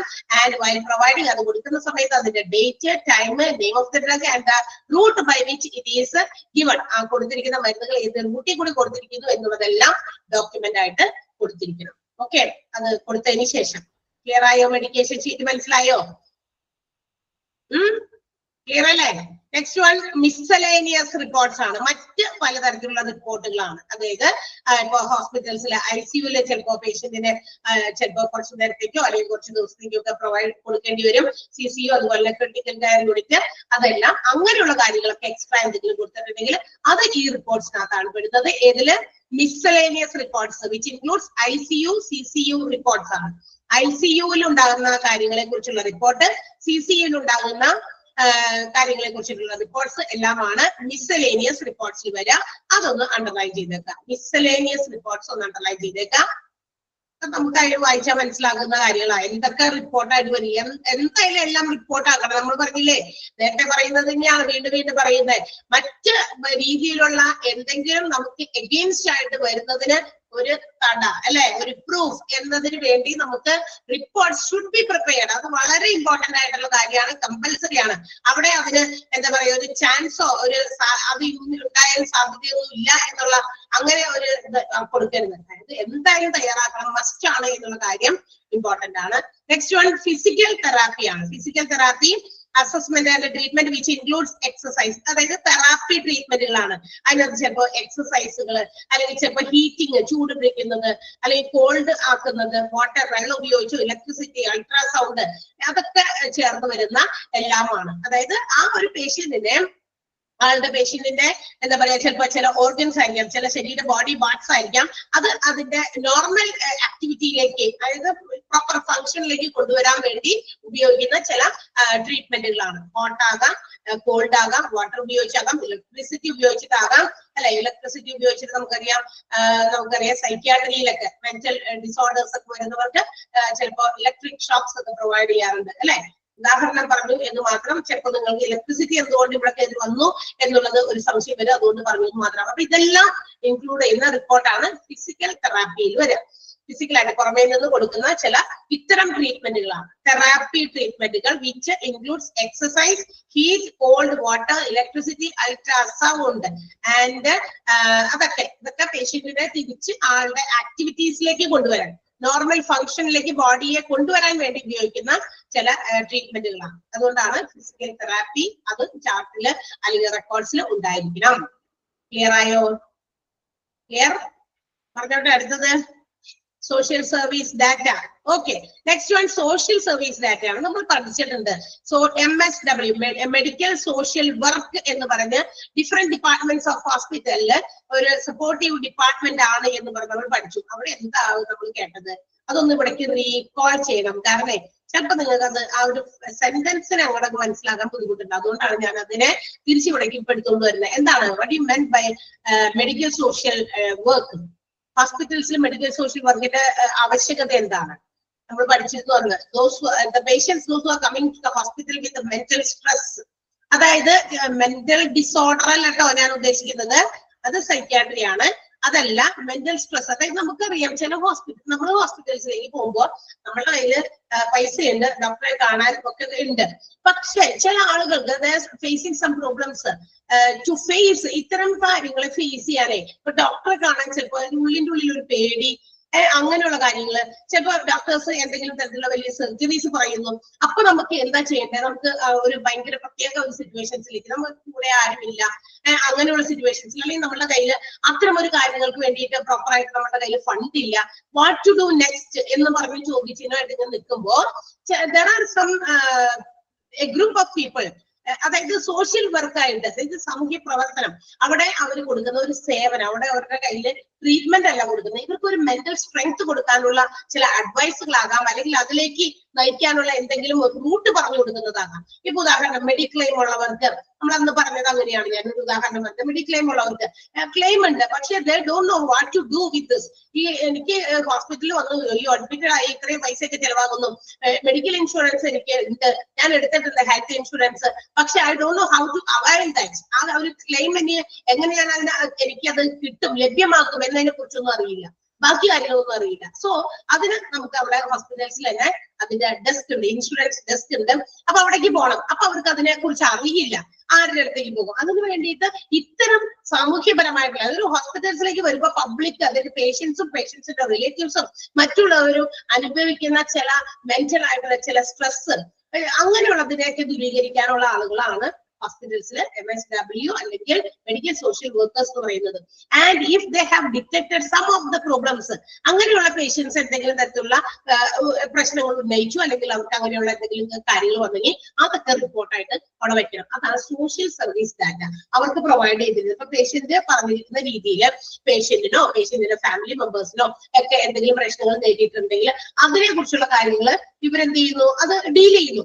ആൻഡ് ഇത് ഡീൽ ചെയ്തത് അവിടെ റിപ്പോർട്ടായിട്ട് വെക്കും. ഇന്ന പേഷ്യൻസ്, ആ പേഷ്യന്റിന് ഇത്രയും പ്രശ്നങ്ങൾ ഹോസ്പിറ്റൽസുമായിട്ട് അവർക്കുണ്ട്, അതിന് ഇന്ന കാര്യങ്ങൾ നമ്മൾ ചെയ്തു കൊടുത്തു, അതുകൊണ്ട് എഴുതി വെക്കാം. അതൊരു സോഷ്യൽ സർവീസ് ചെയ്തതല്ലേ, ആ ചെയ്തു കൊടുത്തത് റിപ്പോർട്ടാക്കി വെക്കുക. ഐ തിങ്ക് അതിപ്പോ ക്ലിയർ ആയിട്ടുണ്ടാകുമെന്ന് തോന്നുന്നു. ക്ലിയർ ആയോ? It must consist of the background social information and problems identified by the patient. പേഷ്യന്റിനാൽ എന്താ പറയാ ഐഡന്റിഫൈ ചെയ്യപ്പെട്ട ചില പ്രോബ്ലംസ്, അവർക്ക് ഫേസ് ചെയ്യേണ്ടി വരുന്ന പ്രോബ്ലംസ്, അവർക്ക് അതിന് കൊടുത്ത സപ്പോർട്ട് മറ്റു കാര്യങ്ങളൊക്കെ അവിടെ റിപ്പോർട്ടായിട്ട് എഴുതി വെക്കാം. ക്ലിയർ ആയോ? സോഷ്യൽ സർവീസ് ഡാറ്റ മനസ്സിലായോ? അല്ലെങ്കിൽ നിങ്ങൾ വിചാരിക്കും ഇതെന്താണ് ഈ സംഭവം എന്ന്. അതങ്ങനെ കറക്റ്റ് ആയിട്ട് അത് കണക്ട് ചെയ്ത് പറഞ്ഞിട്ടില്ല ഇവിടെ, അത് നമ്മൾ അങ്ങനെ കണക്ട് ചെയ്യണം. ഇവിടെ സോഷ്യൽ സർവീസ് ഡാറ്റയുടെ റിപ്പോർട്ട് ഉണ്ടാവുമെന്ന് മാത്രമേ പറഞ്ഞിട്ടുള്ളൂ. അതെങ്ങനെ വരുന്നു എന്നുള്ളത് നമ്മളത് മറ്റേ നേരത്തെ പഠിച്ച ഡിപ്പാർട്ട്മെന്റുമായിട്ട് നമ്മൾ കണക്ട് ചെയ്ത് നിങ്ങൾക്ക് മനസ്സിലാക്കി തരാൻ പറഞ്ഞതാണ്. ക്ലിയർ ആയോ? ക്ലിയർ ആയോ? ആർക്കെങ്കിലും മനസ്സിലാവാത്തതുണ്ടോ?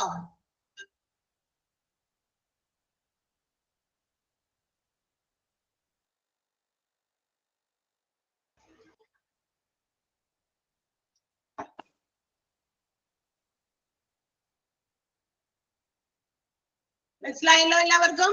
ഓക്കെ, അപ്പൊ നമുക്ക് ഇനി അടുത്തതിലേക്ക് പോകാം. സോഷ്യൽ സർവീസ് ഡാറ്റ ക്ലിയർ ആയി. അടുത്തത് ഡിസ്ചാർജ് സമ്മറിയാണ്. അപ്പൊ എന്തായിരിക്കും ഡിസ്ചാർജ് സമ്മറി?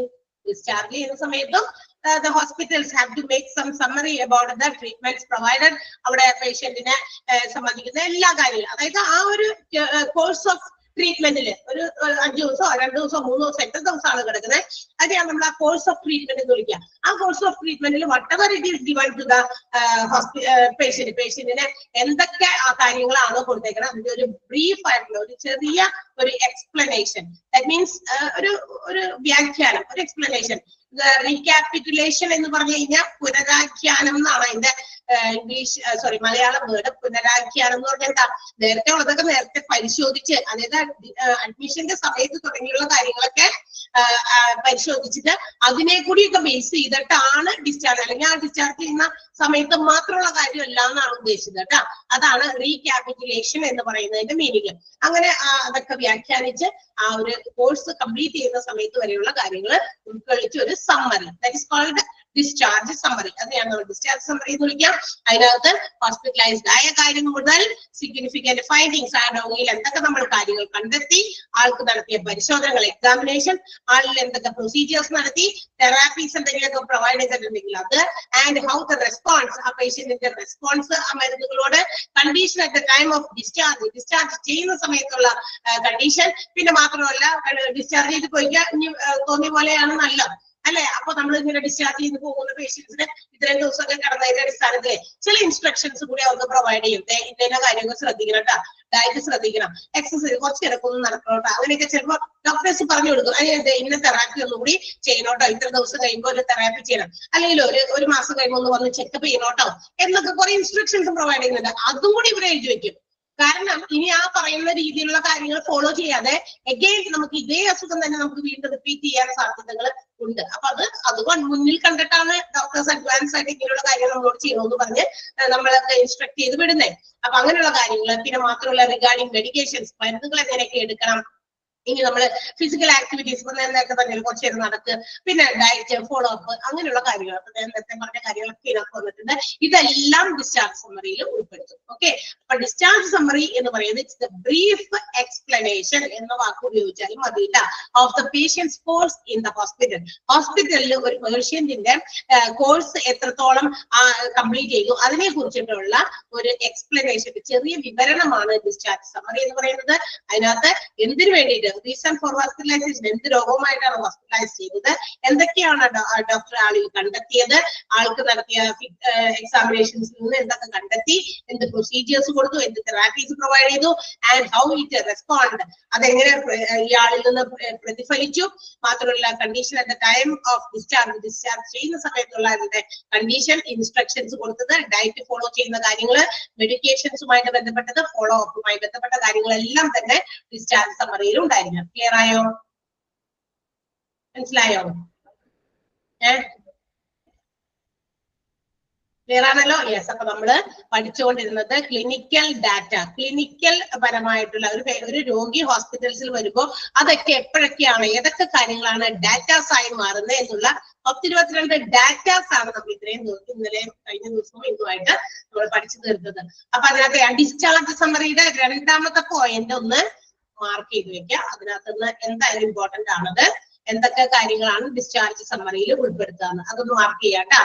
നേരത്തെ ഞാൻ വേറെ ഒരെണ്ണം മാർക്ക് ചെയ്യാൻ പറഞ്ഞിരുന്നു, TPR മാർക്ക് ചെയ്യാൻ പറഞ്ഞു. TPR മാർക്ക് ചെയ്തിരുന്നോ? പഠിക്കാൻ പറയുന്നത് പഠിക്കണേ. ഓക്കെ, നെക്സ്റ്റ് വൺ ഇപ്പൊ പറഞ്ഞത് ഇതാണ് ഡിസ്ചാർജ് സമ്മറിയുടെ സെക്കൻഡ് പോയിന്റ്. ഓക്കെ, ഇനി അടുത്ത ഹെഡ് ആണ്, അടുത്ത ഒരു കാര്യമാണ്. ഇനി മെഡിക്കൽ റെക്കോർഡ്സുമായിട്ട് ബന്ധപ്പെട്ടിട്ടുള്ള മറ്റു കാര്യങ്ങളിലേക്കും പോകാം. ക്ലിനിക്കൽ ഡാറ്റയിൽ ഉൾപ്പെടുന്ന ഡാറ്റാസ്, റിപ്പോർട്ടുകളാണ് ഇത്രയും നേരം നമ്മൾ പറഞ്ഞുകൊണ്ടിരുന്നത്. ഇനി assembling of medical record forms, medical റെക്കോർഡുകൾ ഇങ്ങനെ പല സ്ഥലങ്ങളിലായിട്ട് കിടത്തിയിരിക്കും അല്ലെ. അതായത് ചിലപ്പോൾ കുറെയൊക്കെ എവിടെ ഉണ്ടാവും, ലാബിൽ ഉണ്ടാകും, ഓപ്പറേഷൻ തിയേറ്ററിൽ പോയിട്ടുണ്ടെങ്കിൽ അവിടെ ഉണ്ടാകും, കാഷ്വാലിറ്റിയിൽ വന്നിട്ടുണ്ടെങ്കിൽ അവിടെ ഉണ്ടാകും, അഡ്മിഷൻ ഡെസ്കിൽ പോയിട്ടുണ്ടെങ്കിൽ അവിടെ ഉണ്ടാകും.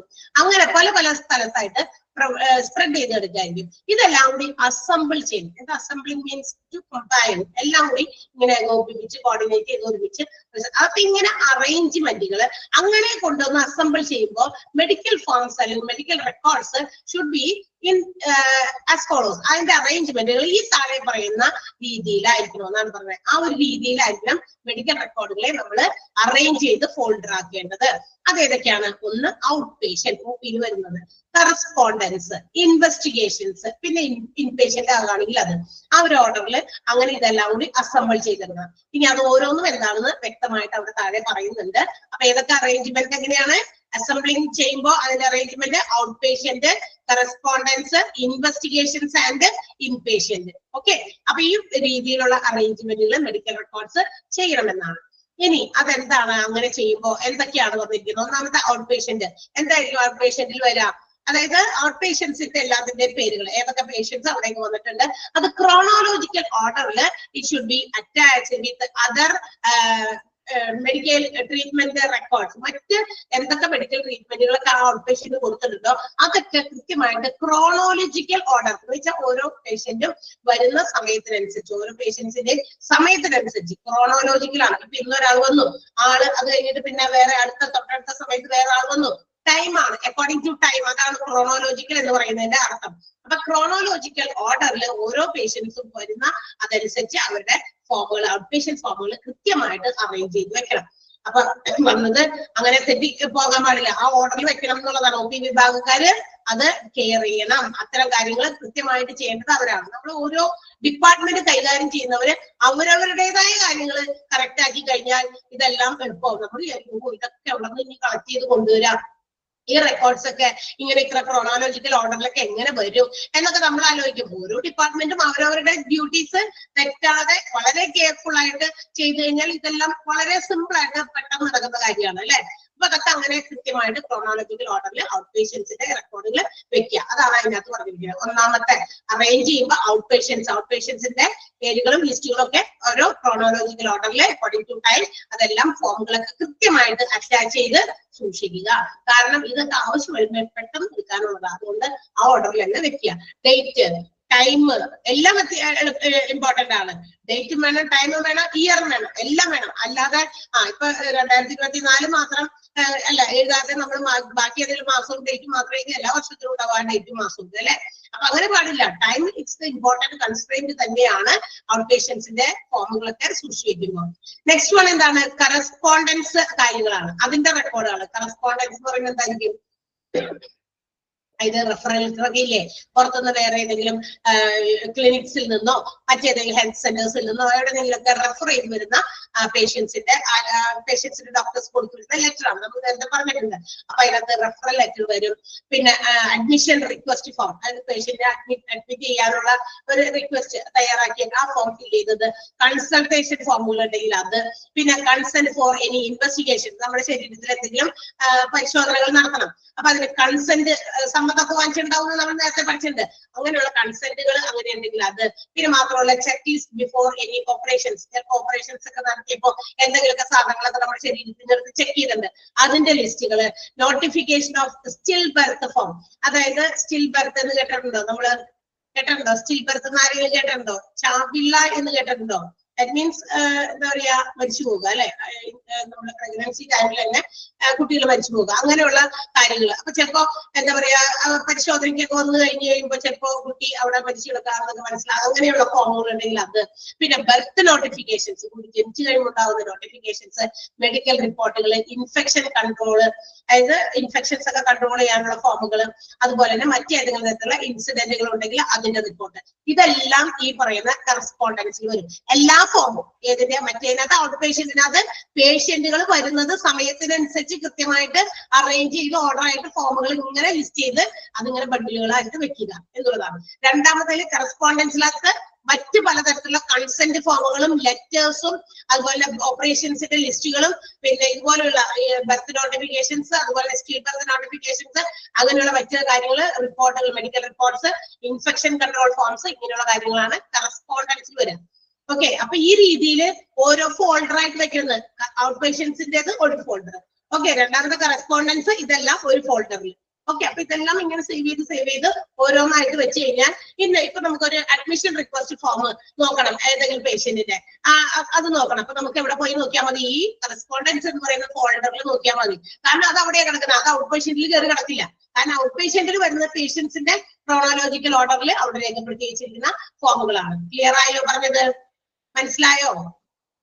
ക്ലിയർ ആകുന്നുണ്ടോ പറയുന്നത്? കണക്ട് ചെയ്ത് പറയണം, പഠിക്കണം, അല്ലെങ്കിൽ നമുക്ക് അത്ര വ്യക്താവൂല. കറസ്പോണ്ടൻസ് അതെന്തൊക്കെ സാധനമാണെന്ന് വിചാരിക്കും. അതായത് ഇങ്ങനെയാണെന്ന് അറേഞ്ച് ചെയ്ത് ഓരോ നമ്മൾ കമ്പ്യൂട്ടർ ആണല്ലോ, ഇന്ന് കമ്പ്യൂട്ടറൈസ്ഡ് ആണ്, അതുകൊണ്ടാണ് ആ ഫോൾഡർ എന്ന് പറയുന്ന വാക്ക് അവിടെ വന്നിരിക്കുന്നത്.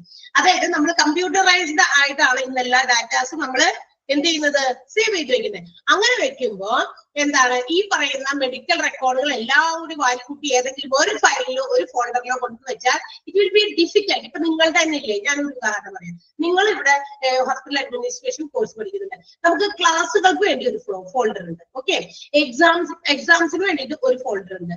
അപ്പൊ അതിലൂടെ ആയിരിക്കും, അതുകൊണ്ടാണ് ഇങ്ങനെ ഡിഫറെന്റ് ആയിട്ട്. പിന്നെ നിങ്ങൾക്ക് നോട്ട്സ് തരാൻ വേണ്ടിയിട്ട് ഒരു ഗൂഗിൾ ക്ലാസ് റൂം, അങ്ങനെ ഒരു ഫോൾഡർ ഉണ്ട്. ഇതെല്ലാം ഇങ്ങനെയാണ് നമ്മുടെ ഈ സിസ്റ്റത്തിൽ ഇത് സേവ് ചെയ്ത് വെച്ചിരിക്കുന്നത്. നമ്മള് പരീക്ഷ വരുമ്പോ നിങ്ങൾ ഗൂഗിൾ ക്ലാസ് റൂമിൽ പോയിട്ട് ക്വസ്റ്റ്യൻ പേപ്പർ തപ്പിയാൽ കിട്ടിയിരുന്നോ?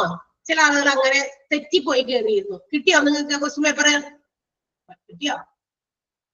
ഇല്ല. ഓക്കെ, അതെന്തുകൊണ്ട്?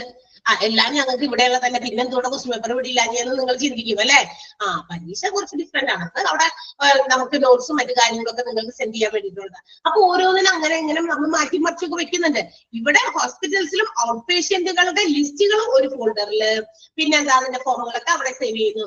കറസ്പോണ്ടൻസിനകത്ത് റെഫറൽ ലെറ്റേഴ്സ്, മറ്റ് കൺസെന്റ് ഫോമുകള്, റിക്വസ്റ്റ് ഫോമുകള്, പിന്നെ ഓപ്പറേഷൻസിന് മുമ്പ് ഉണ്ടാവുന്ന ചില കാര്യങ്ങളൊക്കെ ടെസ്റ്റ് ചെയ്തതിന്റെ ചെക്ക് ചെയ്യുന്നതിന്റെ അതിന്റെ ലിസ്റ്റ്, മെഡിക്കേഷൻ കൊടുക്കുന്നത്, birth notification, still birth notifications, medical റിപ്പോർട്ടുകൾ, മറ്റ് ഇൻഫെക്ഷൻ കൺട്രോൾ ഫോമുകൾ, അങ്ങനെയുള്ള കാര്യങ്ങളൊക്കെ ഒരുമിച്ച് ഒരെണ്ണത്തിന്. അതാണ് കറസ്പോണ്ടൻസ് എന്ന് പറയുന്ന ഫോൾഡറിൽ. ഓക്കെ, നെക്സ്റ്റ് വൺ, മൂന്നാമത്തെ എന്താ? ഇൻവെസ്റ്റിഗേഷൻസ് ആണ്. അപ്പൊ എന്തായിരിക്കും ഇൻവെസ്റ്റിഗേഷൻസിൽ വരിക? ആ ഫോൾഡറിൽ എന്തുണ്ടാകും? അതിനകത്ത് പോയി റെഫറൻസ് ലെറ്റർ നമുക്ക് തപ്പാൻ പറ്റുമോ? ഏതെങ്കിലും ഹോസ്പിറ്റലിൽ നിന്ന് ഒരു പേഷ്യന്റ് വന്നിട്ടുണ്ട്, ഇപ്പൊ ഉദാഹരണം മിസ്റ്റർ എക്സ് എന്ന് പറയുന്ന ഒരു പേഷ്യന്റ് ഒരു ക്ലിനിക്കിൽ നിന്ന് റെഫർ ചെയ്ത് വന്നിരിക്കുകയാണ്. ആ റെഫറൻസ് ലെറ്ററും മറ്റു കാര്യങ്ങളൊക്കെ നമ്മുടെ കറസ്പോണ്ടൻസിൽ എടുത്തു വെച്ചിട്ടുണ്ട്. അത് വന്ന് ഇൻവെസ്റ്റിഗേഷൻ റിപ്പോർട്ടിനകത്ത് തപ്പിയാൽ കിട്ടുമോ? കിട്ടില്ല. അത് കറസ്പോണ്ടൻസ് അവിടെ പോയി മിസ്റ്റർ എക്സിന്റെ ആ റെഫറൽ ലെറ്റർ നമ്മൾ തപ്പിയെടുക്കണമെങ്കിൽ അത് കറസ്പോണ്ടൻസ് എന്ന് പറയുന്ന ഫോൾഡറിൽ പോയിട്ട് ഓപ്പൺ ആക്കി നമ്മൾ എടുക്കണം. ക്ലിയർ ആയോ പറയുന്നത്?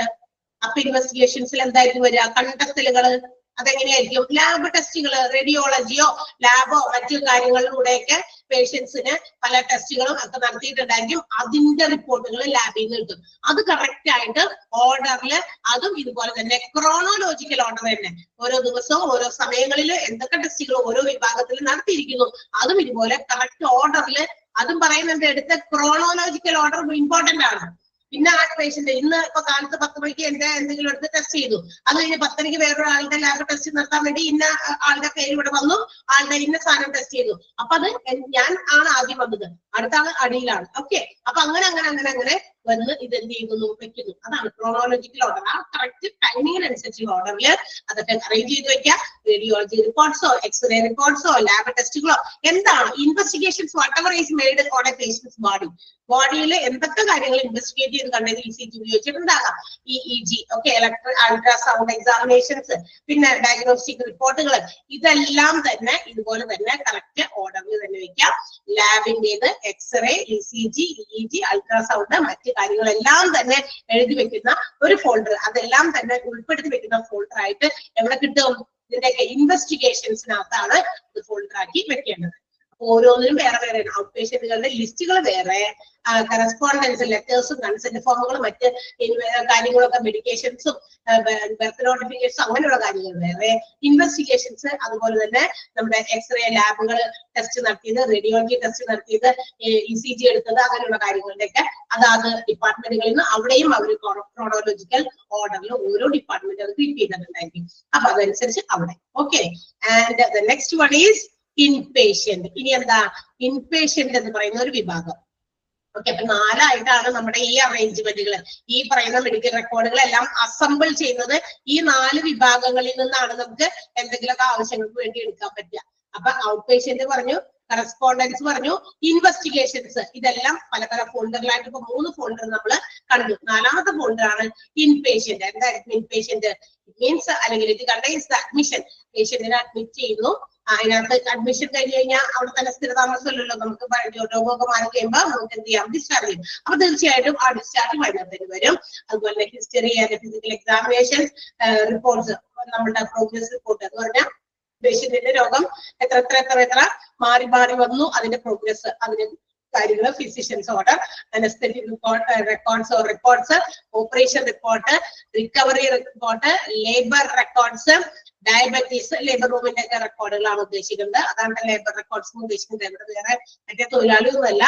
ഡയബറ്റീസ് റെക്കോർഡ്സ്, റെസിസിറ്റേഷൻ റെക്കോർഡ്സ്, പിന്നെ ഇച്ച് റെക്കോർഡ്സ്, ഒരുപാട് കാര്യങ്ങളുടെ പേരുകളൊക്കെ പറയുന്നുണ്ട്. Growth chart records. എന്താ റെസിസിറ്റേഷൻ? റെസിസിറ്റേഷൻ എന്ന വാക്കിന്റെ അർത്ഥം എന്താ? പുനർജീവനം കേട്ടാ. അങ്ങനെയുള്ള കാര്യങ്ങൾ, അതായത് ആളെ നമ്മൾ ഭയങ്കരമായിട്ട് ചിലപ്പോ ഭയങ്കര ക്രിട്ടിക്കൽ സ്റ്റേജിൽ നിന്ന് നമ്മൾ ആളെ ഇങ്ങനെ പൊക്കിക്കൊണ്ട് വന്നു, അല്ലെ, ഉയർത്തെഴുന്നേൽപ്പ് എന്നൊക്കെ പറയാം നമുക്ക്. Okay, growth chart, paramedical services, അതിന്റെ റെക്കോർഡുകൾ, നഴ്സിന്റെ റെക്കോർഡ്, നമ്മൾ നേരത്തെ പറഞ്ഞ കാര്യങ്ങളിൽ കുറെ കാര്യങ്ങളൊക്കെ ഇതിനകത്ത് ഉൾപ്പെടുന്നുണ്ട്. മെഡിക്കേഷൻ റെക്കോർഡ്, ഫ്ലൂയിഡ് ബാലൻസിന്റെ ചാർട്ട്, ഇൻടേക്ക് ഓഫ് ഔട്ട്പുട്ട്, അതുപോലെ തന്നെ വൈറ്റൽ സയൻസ് റെക്കോർഡ്സ്, നമ്മുടെ ടെമ്പറേച്ചറും ബ്ലഡ് പ്രഷറും ഒക്കെ എടുക്കുന്നതാണ് വൈറ്റൽ സയൻസ് എന്ന് പറയുന്നത്. Discharge summaries with the most remote admission filed on the bottom and the most recent admission filed on the top. ഇവിടെ ഒരു അറേഞ്ച്മെന്റ് ഉണ്ട്. അതായത് ഈ ഡിസ്ചാർജ് സമ്മറി ഒക്കെ റെക്കോർഡ് ചെയ്യുന്ന സമയത്ത് മോസ്റ്റ് റിമോട്ട് അഡ്മിഷൻ എന്ന് വെച്ചാൽ നേരത്തെ ഉള്ളത്, കുറച്ച് പഴയതായിട്ട് അഡ്മിറ്റഡ് ആയിട്ടുള്ള പേഷ്യൻസിന്റെ പേരുകൾ ഏറ്റവും അടിയിലും, ഏറ്റവും റീസെന്റ് ആയിട്ട് എന്ന് പറഞ്ഞാൽ ഏറ്റവും അടുത്ത സമയങ്ങളിൽ അഡ്മിറ്റഡ് ആയിട്ടുള്ള പേഷ്യൻസിന്റെ പേരുകളും ഫയലുകളും ഒക്കെ ഏറ്റവും മുകളിലുമായിട്ട് വരുന്ന രീതിയിൽ അറേഞ്ച് ചെയ്ത് അതും ഔട്ട് ഫോൾഡർ ആയിട്ട് വെക്കണം. ഒരുപാട് കാര്യങ്ങൾ ഇൻപേഷ്യൻസിൽ വരുന്നുണ്ട്. അറിഞ്ഞിരിക്കാൻ വേണ്ടിയിട്ട് നമുക്കിത് പഠിക്കണം. അതായത് നിങ്ങൾ അറിഞ്ഞിരിക്കുക കേട്ടോ, എന്തൊക്കെയാണ് ഇൻപേഷ്യൻസിന്റെ ഇതിനകത്ത് ഫോൾഡറിൽ നമ്മൾ ഉൾപ്പെടുത്തേണ്ടത്. അപ്പൊ ഓരോ ഫോൾഡറിലും ഓരോ കാര്യങ്ങളാണ്. എല്ലാം എന്തെങ്കിലും ഒരെണ്ണത്തിൽ വന്നത് ഇപ്പുറത്ത് വന്നിട്ടുണ്ടോ? ഇല്ല. ഔട്ട് പേഷ്യൻസിൽ ഔട്ട് പേഷ്യൻസിന്റെ ലിസ്റ്റ്, ഇൻപേഷ്യൻസിൽ ഇൻപേഷ്യന്റ് ആകുന്നത് മുതൽ ഡിസ്ചാർജ് വരെയുള്ള ഒരുപാട് റിപ്പോർട്ട്സ് എന്ന് വെച്ചാൽ നേരത്തെ പറയാത്തത് ഇൻവെസ്റ്റിഗേഷൻസിലും കറസ്പോണ്ടൻസിലും ഇല്ലാത്ത കുറെ കാര്യങ്ങളാണ് നമ്മൾ ഇൻപേഷ്യൻസിന്റെ റെക്കോർഡ്സ് ആയിട്ട് ആ ഫോൾഡറിൽ കീപ്പ് ചെയ്യുന്നത്. ക്ലിയർ ആയോ? മനസ്സിലായോ?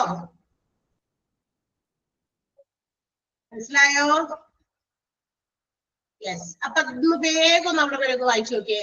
Assembling of medical record forms ആ 4 എണ്ണം ഒന്ന് വേഗം ഒന്ന് വായിച്ചു നോക്കാം പെട്ടെന്ന്. ജസ്റ്റ് ഒന്ന് വായിക്കാട്ടാ. നമ്മൾ വായിക്കണമെന്ന് പറയുമ്പോൾ നിങ്ങൾ വായിക്കണം. പരീക്ഷയ്ക്ക് അത് ഇമ്പോർട്ടന്റ് ആണെന്ന് മാർക്ക് ചെയ്ത് തന്നില്ലല്ലോ എന്ന് വിചാരിച്ച് വായിക്കാതിരിക്കരുത്. നമ്മൾ അറിയണം. ഓക്കെ.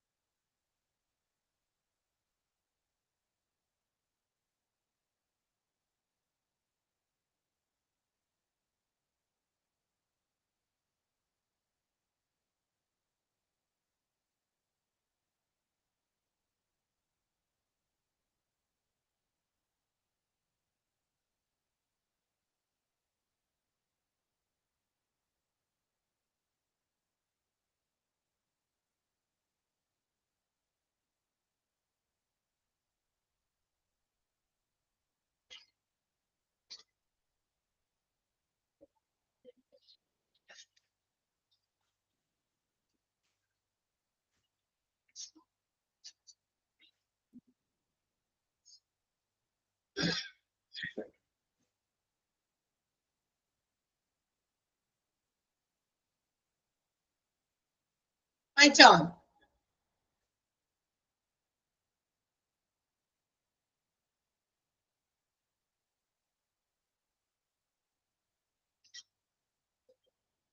ഓക്കെ. അപ്പൊ നമുക്ക് അടുത്ത ഭാഗത്തേക്ക് പോകാലോ. Next, filing methods and storage of medical records. അതായത് ഇനി നമ്മൾ അസംബിൾ ചെയ്തു എല്ലാ മെഡിക്കൽ റെക്കോർഡുകളും 4 ഫോൾഡറുകളിലേക്ക് ആക്കി അല്ലെ. 4 ഫോൾഡറുകളാക്കി പറയുന്ന സകലമാന റെക്കോർഡുകളും 4 ഫോൾഡറിലാക്കി മാറ്റി. Out patient, correspondence, investigations and in patients എന്ന് പറയുന്ന റെക്കോർഡുകളുടെ കീഴിലായിരിക്കും ഏതെങ്കിലൊക്കെ റെക്കോർഡുകൾ വരിക. അപ്പൊ ഇതെല്ലാം നമ്മൾ അസംബിൾ ചെയ്തു. ഇനി നമുക്ക് ഇത് ഫയൽ ചെയ്യണം, ഫയലിലേക്ക് ആക്കണം അല്ലെ. അപ്പൊ ഫയലുകളിലേക്ക് ആക്കി കഴിഞ്ഞാൽ എന്ത് ചെയ്യും? നമുക്കതിന് എന്താ പറയാ, നമുക്ക് എളുപ്പം എടുക്കാൻ വേണ്ടിയിട്ട് അത് നമുക്ക് എന്തെങ്കിലും ഒരു കോഡ് രീതിയിലോ നമ്പർ സിസ്റ്റം ആയിട്ടോ ഒക്കെ നമ്മൾ എന്ത് ചെയ്യണം, അതിന് ഒരു പേരൊക്കെ കൊടുക്കണം. പേര് കൊടുക്കുമ്പോൾ നമുക്കറിയത് ഭയങ്കര ലെങ്തി ആയിരിക്കും. ഇന്നതിന്റെ റെക്കോർഡ്. അപ്പൊ പേരുകളെക്കാൾ നല്ലത് ഇതിനെല്ലാം ഇന്നെല്ലായിടത്തും കോഡാണ്. നമ്മൾ നേരത്തെ പറഞ്ഞിട്ടുണ്ട്. എല്ലാം കോഡുകളിലൂടെയാണ് ഇന്ന് എന്ത് ചെയ്യുക, ഉപയോഗിക്കുക, അല്ലെങ്കിൽ അവന് കീപ്പ് ചെയ്യാം. നമ്പർ സിസ്റ്റംസ് ഉപയോഗിച്ചോ ആൽഫാന്യൂമറിക് നമ്പേഴ്സ് ഉപയോഗിച്ചിട്ടോ അങ്ങനെയുള്ള കാര്യങ്ങളിലൊക്കെ ആയിരിക്കും ഇതൊക്കെ റെക്കോർഡ് ചെയ്ത് സൂക്ഷിക്കുക, അല്ലെങ്കിൽ ഫയൽ ചെയ്ത് സൂക്ഷിക്കുക. അപ്പൊ ഫയലുകൾക്കൊക്കെ പേരിടും അല്ലെങ്കിൽ നമ്പർ ഇടും. അപ്പൊ അതാണ് നമ്മൾ ഇനി പഠിക്കാൻ പോകുന്നത്, filing method and storage of medical records. അതില് ഒന്നാമത്തേത് record numbering and filing system. റെക്കോർഡുകൾക്കൊക്കെ നമ്പർ കൊടുത്തിട്ടാണ് ഫയൽ ചെയ്യുന്നത്, അങ്ങനെ ഒരു സിസ്റ്റം. അപ്പൊ നമ്പറിംഗ് ആൻഡ് ഫയലിംഗ് സിസ്റ്റത്തിൽ പ്രധാനമായിട്ടും 5 നമ്പറിംഗ് ആൻഡ് ഫയലിംഗ് സിസ്റ്റം ആണുള്ളത്. നമ്പർ കൊടുത്ത് ഫയൽ ചെയ്യുന്ന സിസ്റ്റമാണ് record numbering and filing system എന്ന് പറയുന്നത്. ആൻഡ് ഇറ്റ് ഇൻക്ലൂഡ്സ്, അതിനകത്ത് 5 ടൈപ്പ് ഉണ്ട്. 5 പ്രധാനപ്പെട്ട രീതിയിലുള്ളതാണ് വന്നിരിക്കുന്നത്. 1 serial numbering and filing system, 2 unit numbering and filing system, 3 straight numeric filing, 4 terminal digit filing and 5 middle digit filing. ഇങ്ങനെ 5 ആയിട്ടാണ് വരുന്നത്. ഏതൊക്കെയാ? Serial numbering and file system, unit numbering and filing system, straight numeric filing, terminal digit and middle digit filing. Okay, 5 എണ്ണം. ഇനി ഇതെങ്ങനെയാണ് ഈ പറയുന്ന ഓരോ സിസ്റ്റത്തിലും ഫയലുകളാക്കി നമ്മുടെ റെക്കോർഡുകളെ സൂക്ഷിക്കുന്നതെന്ന് നമുക്ക് നോക്കാം. ഒന്നാമത്തേത് സീരിയൽ നമ്പറിംഗ്. അതായത് ആദ്യം പറഞ്ഞിട്ട് serial numbering and filing system എന്ന് പറയുന്നതാണ്. ഇവിടെ a serial number will be given to each and every new patient. ഓരോ പുതിയ പേഷ്യന്റിനും പുതിയ നമ്പറുകൾ കൊടുത്തിട്ടുണ്ടായിരിക്കും. On the occasion of treatment, അതായത് ഓരോ പ്രാവശ്യം വരുമ്പോ അവർക്ക് എന്ത് ചെയ്യുന്നു, ഒരു serial number for each occasions. ട്രീറ്റ്മെന്റിന് വേണ്ടി വരുമ്പോഴും ഓരോ പുതിയ നമ്പർ കൊടുത്തിട്ടുണ്ടായിരിക്കും. അങ്ങനെ കൊടുക്കുമ്പോൾ എന്ത് വയ്ക്കും? there will be different numbers.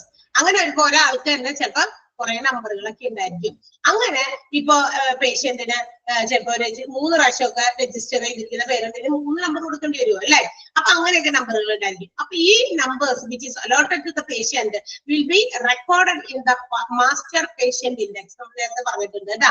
അപ്പൊ ഈ നമ്പറുകളെല്ലാം തന്നെ എന്ത് ചെയ്യുന്ന അറിയാമോ?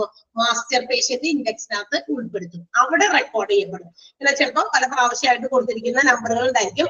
ആ നമ്പറുകൾ മാസ്റ്റർ പേഷ്യന്റ് ഇൻഡെക്സിനകത്ത് ഈ നമ്പറുകളെല്ലാം തന്നെ എന്ത് ചെയ്യും? റെക്കോർഡ് ചെയ്യും. അല്ലെങ്കിൽ അതിനകത്ത് അവര് എഴുതി ചേർത്ത് വെക്കും. അതിനകത്താണ് സേവ് ചെയ്ത് വെക്കാം. ബിക്കോസ് ഓരോ പുതിയ നമ്പർ ഓരോ സർവീസിനും പ്രൊവൈഡ് ചെയ്യുന്ന സമയത്ത് A new medical record will be open. തീർച്ചയായിട്ടും ഓരോ പുതിയ നമ്പർ വെച്ച് കൊടുക്കുമ്പോൾ എന്ത് വരും? പുതിയ റെക്കോർഡായിരിക്കും ഓപ്പൺ ആകണേ കേട്ടോ. അപ്പൊ അങ്ങനെ ഒരു സിസ്റ്റമാണ് ഈ പറയുന്ന സീരിയൽ നമ്പറിംഗ്. അപ്പൊ ഡിഫറെന്റ് പ്രാവശ്യം ഓരോ ഒക്കേഷൻസിലും ട്രീറ്റ്മെന്റിന് വേണ്ടി വരുമ്പോൾ ഗെറ്റ് ഡിഫറെന്റ് നമ്പേഴ്സ്. നമുക്ക് പല നമ്പേഴ്സ് കിട്ടുന്നു. ഈ നമ്പേഴ്സ് എല്ലാം തന്നെ എന്ത് ചെയ്യുന്നു? അത് ഇൻഡെക്സിൽ മാസ്റ്റർ പേഷ്യന്റ് ഇൻഡെക്സിനകത്ത് റെക്കോർഡ് ചെയ്യുന്നു. അതിനകത്ത് അങ്ങനെ ഓരോ പ്രാവശ്യം നമുക്ക് വരുമ്പോ കുറെ റെക്കോർഡ്സ് വരുമ്പോ അതുപോലെ തന്നെ എന്ത് ചെയ്യും? മെഡിക്കൽ റെക്കോർഡുകൾ അതിനനുസരിച്ച് കൂടുതൽ എണ്ണം അവിടെ ഡെവലപ്പ് ആകുന്നു.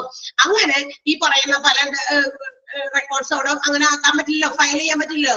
അങ്ങനെ എന്ത് ചെയ്യും? ഈ പ്ലേസസിലെല്ലാം ഉള്ള files will be the time. അതിന്റെ എന്താ പറയാ, file as the number of the times. എത്ര പ്രാവശ്യം ആ പേഷ്യന്റ് അങ്ങനെയുള്ള കെയറിങ്ങിന് വേണ്ടിയിട്ട് എന്താ പറയാ റിസീവ് ചെയ്തിട്ടുണ്ടാവും ഹോസ്പിറ്റൽസിൽ നിന്ന്, എത്ര പ്രാവശ്യം അങ്ങനെ കെയർ കിട്ടിയിട്ടുണ്ട്, അതനുസരിച്ച് അതാത് സ്ഥലങ്ങളിൽ അവരുടെ ആ റെക്കോർഡ്സ് അവിടെ ഫയൽ ചെയ്ത് വെക്കും.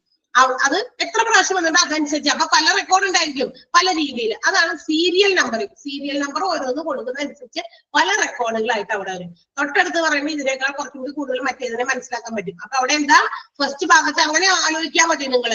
ഓരോ പ്രാവശ്യം on each occasion when the patient comes to the hospital they will be provided numbers. ഓരോ സീരിയൽ നമ്പർ കൊടുത്തിട്ടുണ്ടായിരുന്നു ഓരോ പ്രാവശ്യം ഹെൽത്ത് കെയറുമായിട്ട് ബന്ധപ്പെട്ട് വരുമ്പോൾ. അങ്ങനെ വരുമ്പോൾ the patient will have more than one records. പല സ്ഥലങ്ങളിലായിട്ട് പല റെക്കോർഡുകൾ അവിടെ ഇവിടെയൊക്കെ ഉണ്ടായിരുന്നു. ചിലപ്പോൾ ഒരു പ്രാവശ്യം വന്നത് ചിലപ്പോ കാർഡിയോളജി വിഭാഗത്തിൽ കാണാനായിരിക്കും, ചിലപ്പോൾ വേറെ സമയത്ത് വന്നത് ചിലപ്പോ വേറെ. അപ്പൊ നമ്മൾ എന്ത് ചെയ്യുന്നു? ആ ഓരോ സ്ഥലത്ത് നമ്മുടെ റെക്കോർഡുകൾ അങ്ങനെ പല സ്ഥലങ്ങളിൽ വരുന്നു. പക്ഷെ ഇതെല്ലാം എവിടെ ഉണ്ടാവും? പേഷ്യന്റിന്റെ മാസ്റ്റർ പേഷ്യന്റ് ഇൻഡെക്സിനകത്ത് ഉൾപ്പെടുത്തിയിട്ടുണ്ടായിരിക്കും. For each and every new service അവർക്ക് കിട്ടുന്ന ഓരോ സർവീസ് അനുസരിച്ച് മെഡിക്കൽ റെക്കോർഡ്സ് അത്രയും amount അവിടെയും ഡെവലപ്ഡ് ആയിരിക്കും. അപ്പൊ അതിന് വേണ്ടിയിട്ട് ഓരോ സ്ഥലത്തും ഓരോ ഫയലുകൾ ഓരോ പേഷ്യന്റിനും പ്രൊവൈഡ് ചെയ്തിട്ടുണ്ടായിരിക്കും. അതാണ് സീരിയൽ നമ്പറിംഗ് എന്ന് പറയുന്നത്. ഓക്കെ, എന്നിട്ട് അത് ഫയൽ ചെയ്ത് വെക്കുന്നു. അവിടെ ഓരോ സ്ഥലത്തും അത് ഫയൽ ചെയ്ത് വെക്കും. എന്നാൽ നെക്സ്റ്റ് കാര്യം എന്ന് പറയുന്നത് യൂണിറ്റ് നമ്പറിംഗ്. ഇത് ഒന്നുകൂടി പറഞ്ഞിട്ട് ഞാൻ നിർത്താൻ കാരണം മറ്റതിന്റെ ഒരു ചെറിയൊരു വേർഷൻ ചേഞ്ച് ആണ് യൂണിറ്റ് നമ്പറിംഗ് ആൻഡ് ഫയലിംഗ് എന്ന് പറയുന്നത്.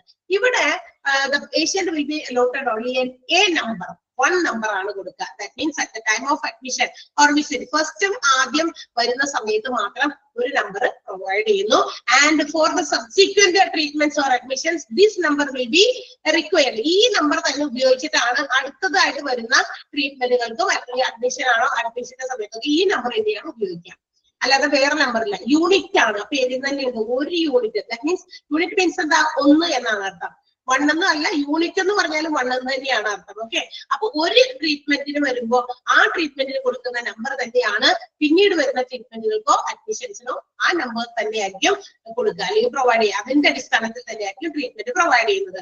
അപ്പൊ യൂണിറ്റ് നമ്പർ ഉള്ളത് കൊണ്ട് എന്ത് പറ്റും? there will be only single record. മറ്റേതിനെ പോലെ കുറെ റെക്കോർഡ്സ് ഉണ്ടാവില്ല. ഇവിടെ ഒരു സിംഗിൾ റെക്കോർഡ് മാത്രമേ ഉണ്ടാകുള്ളൂ. And all the datas will be recorded or filed in this particular data. ഈ പറയുന്ന അതുമായി ബന്ധപ്പെട്ടിട്ട് എന്തൊക്കെ ട്രീറ്റ്മെന്റ് എവിടെയൊക്കെ പ്രൊവൈഡ് ചെയ്യുന്നുണ്ട്, ലാബ് ടെസ്റ്റ്, ഇതെല്ലാം ഇതിനകത്തേക്ക് വന്നു ചേരും ഈ ഒരു നമ്പറിലേക്ക്. അങ്ങനെയുള്ള എന്താ പറയാ എത്ര പ്രാവശ്യം പേഷ്യൻസ് ഓരോ സ്ഥലത്ത് വന്നു അത് ഇവിടെ കണക്കിലെടുക്കുന്നില്ല. അതാണ് പറഞ്ഞത് regardless of the number or types of services provided. എവിടെയൊക്കെ ഈ പുള്ളിക്കാരൻ അല്ലെങ്കിൽ ഈ പേഷ്യന്റിന് സേവനം കൊടുത്തോ അവിടെ എല്ലാം പല സ്ഥലത്തും റെക്കോർഡ്സ് വരുന്നില്ല. ഈ ഒരു യൂണിറ്റിനകത്തായിരിക്കും പേഷ്യന്റിന്റെ എല്ലാ റെക്കോർഡ്സ് കൂടി കൊണ്ടുവരിക. അതാണ് യൂണിറ്റ് നമ്പറിംഗ് ആൻഡ് ഫയലിംഗ് എന്ന് പറയുന്നത്. And the total medical record of that patient. അങ്ങനെ വരുമ്പോൾ ആ ടോട്ടൽ യൂണിറ്റ് എല്ലാം കൂടി ഒന്നായി മാറുന്നു. And it will be maintained as one folder under one record. ഒരു നമ്പറിന്റെ കീഴിൽ ഒരു റെക്കോർഡായിട്ട് ഒരു ഫോൾഡർ ആയിട്ട് കീപ്പ് ചെയ്യാൻ പറ്റും. ഇപ്പൊ മനസ്സിലായിട്ടുണ്ടാകും മുകളിലുള്ള കാര്യം എന്താണെന്ന്. ക്ലിയർ ആയോ? സീരിയൽ നമ്പറിംഗ് ആൻഡ് ഫയലിംഗ് സിസ്റ്റവും യൂണിറ്റ് നമ്പറിംഗ് ആൻഡ് ഫയലിംഗ് സിസ്റ്റവും തമ്മിലുള്ള ബന്ധം അല്ലെങ്കിൽ തമ്മിലുള്ള കമ്പയർ ചെയ്ത് നോക്കിക്കഴിഞ്ഞാൽ നിങ്ങൾക്ക് കാര്യം പിടികിട്ടും. മറ്റേതിനകത്ത് ഓരോ പ്രാവശ്യം വരുമ്പോൾ ഓരോ നമ്പർ കൊടുക്കുന്നത് കൊണ്ട് ഒരുപാട് റെക്കോർഡുകൾ ഉണ്ടാകും. അത് അതാത് സ്ഥലങ്ങളിൽ എവിടേക്കാണോ കണ്ടേക്കണേ അവിടെയൊക്കെ ആ റെക്കോർഡുകൾ അങ്ങനെ തന്നെ സൂക്ഷിക്കുന്നു. ഇവിടെ രണ്ടാമത്തേതിൽ ഒരു റെക്കോർഡ് മാത്രമേ ഉള്ളൂ. സോ ഒരു സിംഗിൾ റെക്കോർഡ്, മെഡിക്കൽ റെക്കോർഡ് മാത്രമേ പേഷ്യന്റിന് ഉണ്ടാകുന്നുള്ളൂ. ബാക്കി എല്ലാ റെക്കോർഡും ഇതിന്റെ കീഴിലേക്ക് കൊണ്ടുവന്ന് ഒരു ഫോൾഡർ ആയിട്ട് കീപ്പ് ചെയ്യുന്നു. ക്ലിയർ? മനസ്സിലായോ? ക്ലിയർ ആയോ? ഓക്കെ, അത് രണ്ടൊന്ന് വേഗം വായിച്ചു നോക്കിയേ. വായിച്ചു നോക്കാം. ഞാൻ ഇവിടെ നിർത്താണ്. ഇനി ഞാൻ കൂടുതൽ പറഞ്ഞു നിങ്ങൾ ബോറടിപ്പിക്കുകയല്ല. It is the maximum limit എന്ന് തോന്നുന്നു. ഇത്രയൊക്കെ ഞാൻ ആദ്യമായിട്ടാണ് ഒരു ക്ലാസ് 3-3.5 പേജിലേക്ക് പോകുന്നത്. കാരണം അതത്ര എന്താ പറയാ പാടുള്ളതല്ല അല്ലെ. കുറെ കാര്യങ്ങൾ ഇതിനകത്ത് ഉൾപ്പെട്ടിട്ടുണ്ടോ എന്ന് മാത്രമേ ഉള്ളൂ. ഒത്തിരി നമുക്ക് മനസ്സിലാക്കാൻ പറ്റുന്ന രീതിയിലുള്ളതാണ്. ഹ്യൂമൻ റിസോഴ്സ് മാനേജ്മെന്റ് എന്നൊക്കെ പറഞ്ഞ വേറെ ചാപ്റ്റേഴ്സ് ഒക്കെ ഉണ്ട്. ചില ചാപ്റ്ററൊക്കെ ഭയങ്കര ഇച്ചിരി കടിച്ചപ്പെട്ടാത്തതൊക്കെ ഉണ്ട്. അങ്ങനത്തെ പോലെയല്ല അല്ലേ? അല്ലേ? ഞാനല്ല പറയണ്ടത്, നിങ്ങളാ പറയണ്ടത് അല്ലേ? ഞാൻ തന്നെ സ്വന്തമായിട്ട് പറയാണ്. ഓക്കെ അല്ലേ? യെസ്. ഇത് നമ്മള് മെഡിക്കൽ റെക്കോർഡുകളാണ്. ഇതിങ്ങനെ തന്നെ നമുക്ക് മനസ്സിലാക്കി വെക്കാനേ പറ്റുള്ളൂ. കാരണം മെഡിക്കൽ ഹോസ്പിറ്റൽസിൽ ഒരു പേഷ്യന്റുമായി ബന്ധപ്പെട്ട എന്തൊക്കെ റെക്കോർഡുകൾ വരുന്നുണ്ട്, അതൊക്കെ എങ്ങനെയൊക്കെയാ സൂക്ഷിക്കുന്നത്, ഇതൊക്കെ എങ്ങനെ മെയിൻറ്റെയിൻ ചെയ്യുന്നു, എങ്ങനെ ഹാൻഡിൽ ചെയ്യുന്നു എന്നുള്ള കാര്യമൊക്കെ നമ്മൾ അറിയണ്ടേ. ഇത്രയും പാടുകളൊക്കെ ഉണ്ട്, ബുദ്ധിമുട്ടുകളുണ്ട്. പക്ഷെ എങ്കിലും അതൊന്നും തെറ്റാതെയും കൺഫ്യൂസ്ഡ് ആകാതെയും ഒന്നും മിസ്സാകാതെയൊക്കെ അവര് തന്നെ കീപ്പ് ചെയ്യണം. വായിച്ചു നോക്കാം കേട്ടാ. ഓക്കെ, എത്ര എടുത്തോളൂ.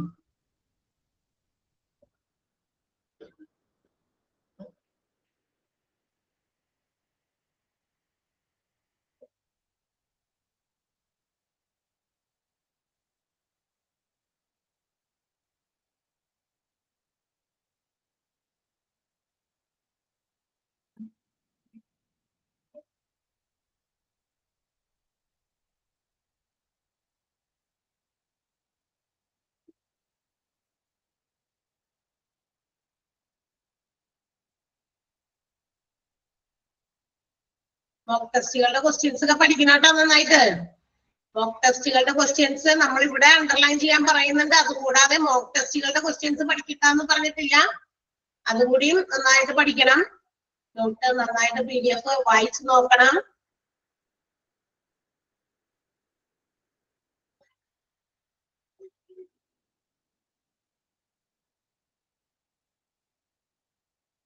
Okay, anything else?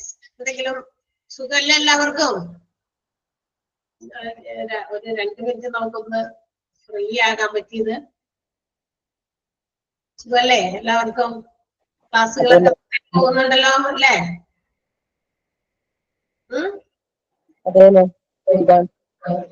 സുഖാണ്. സുഖാണെന്ന് പറയുന്നത് കേൾക്കുന്ന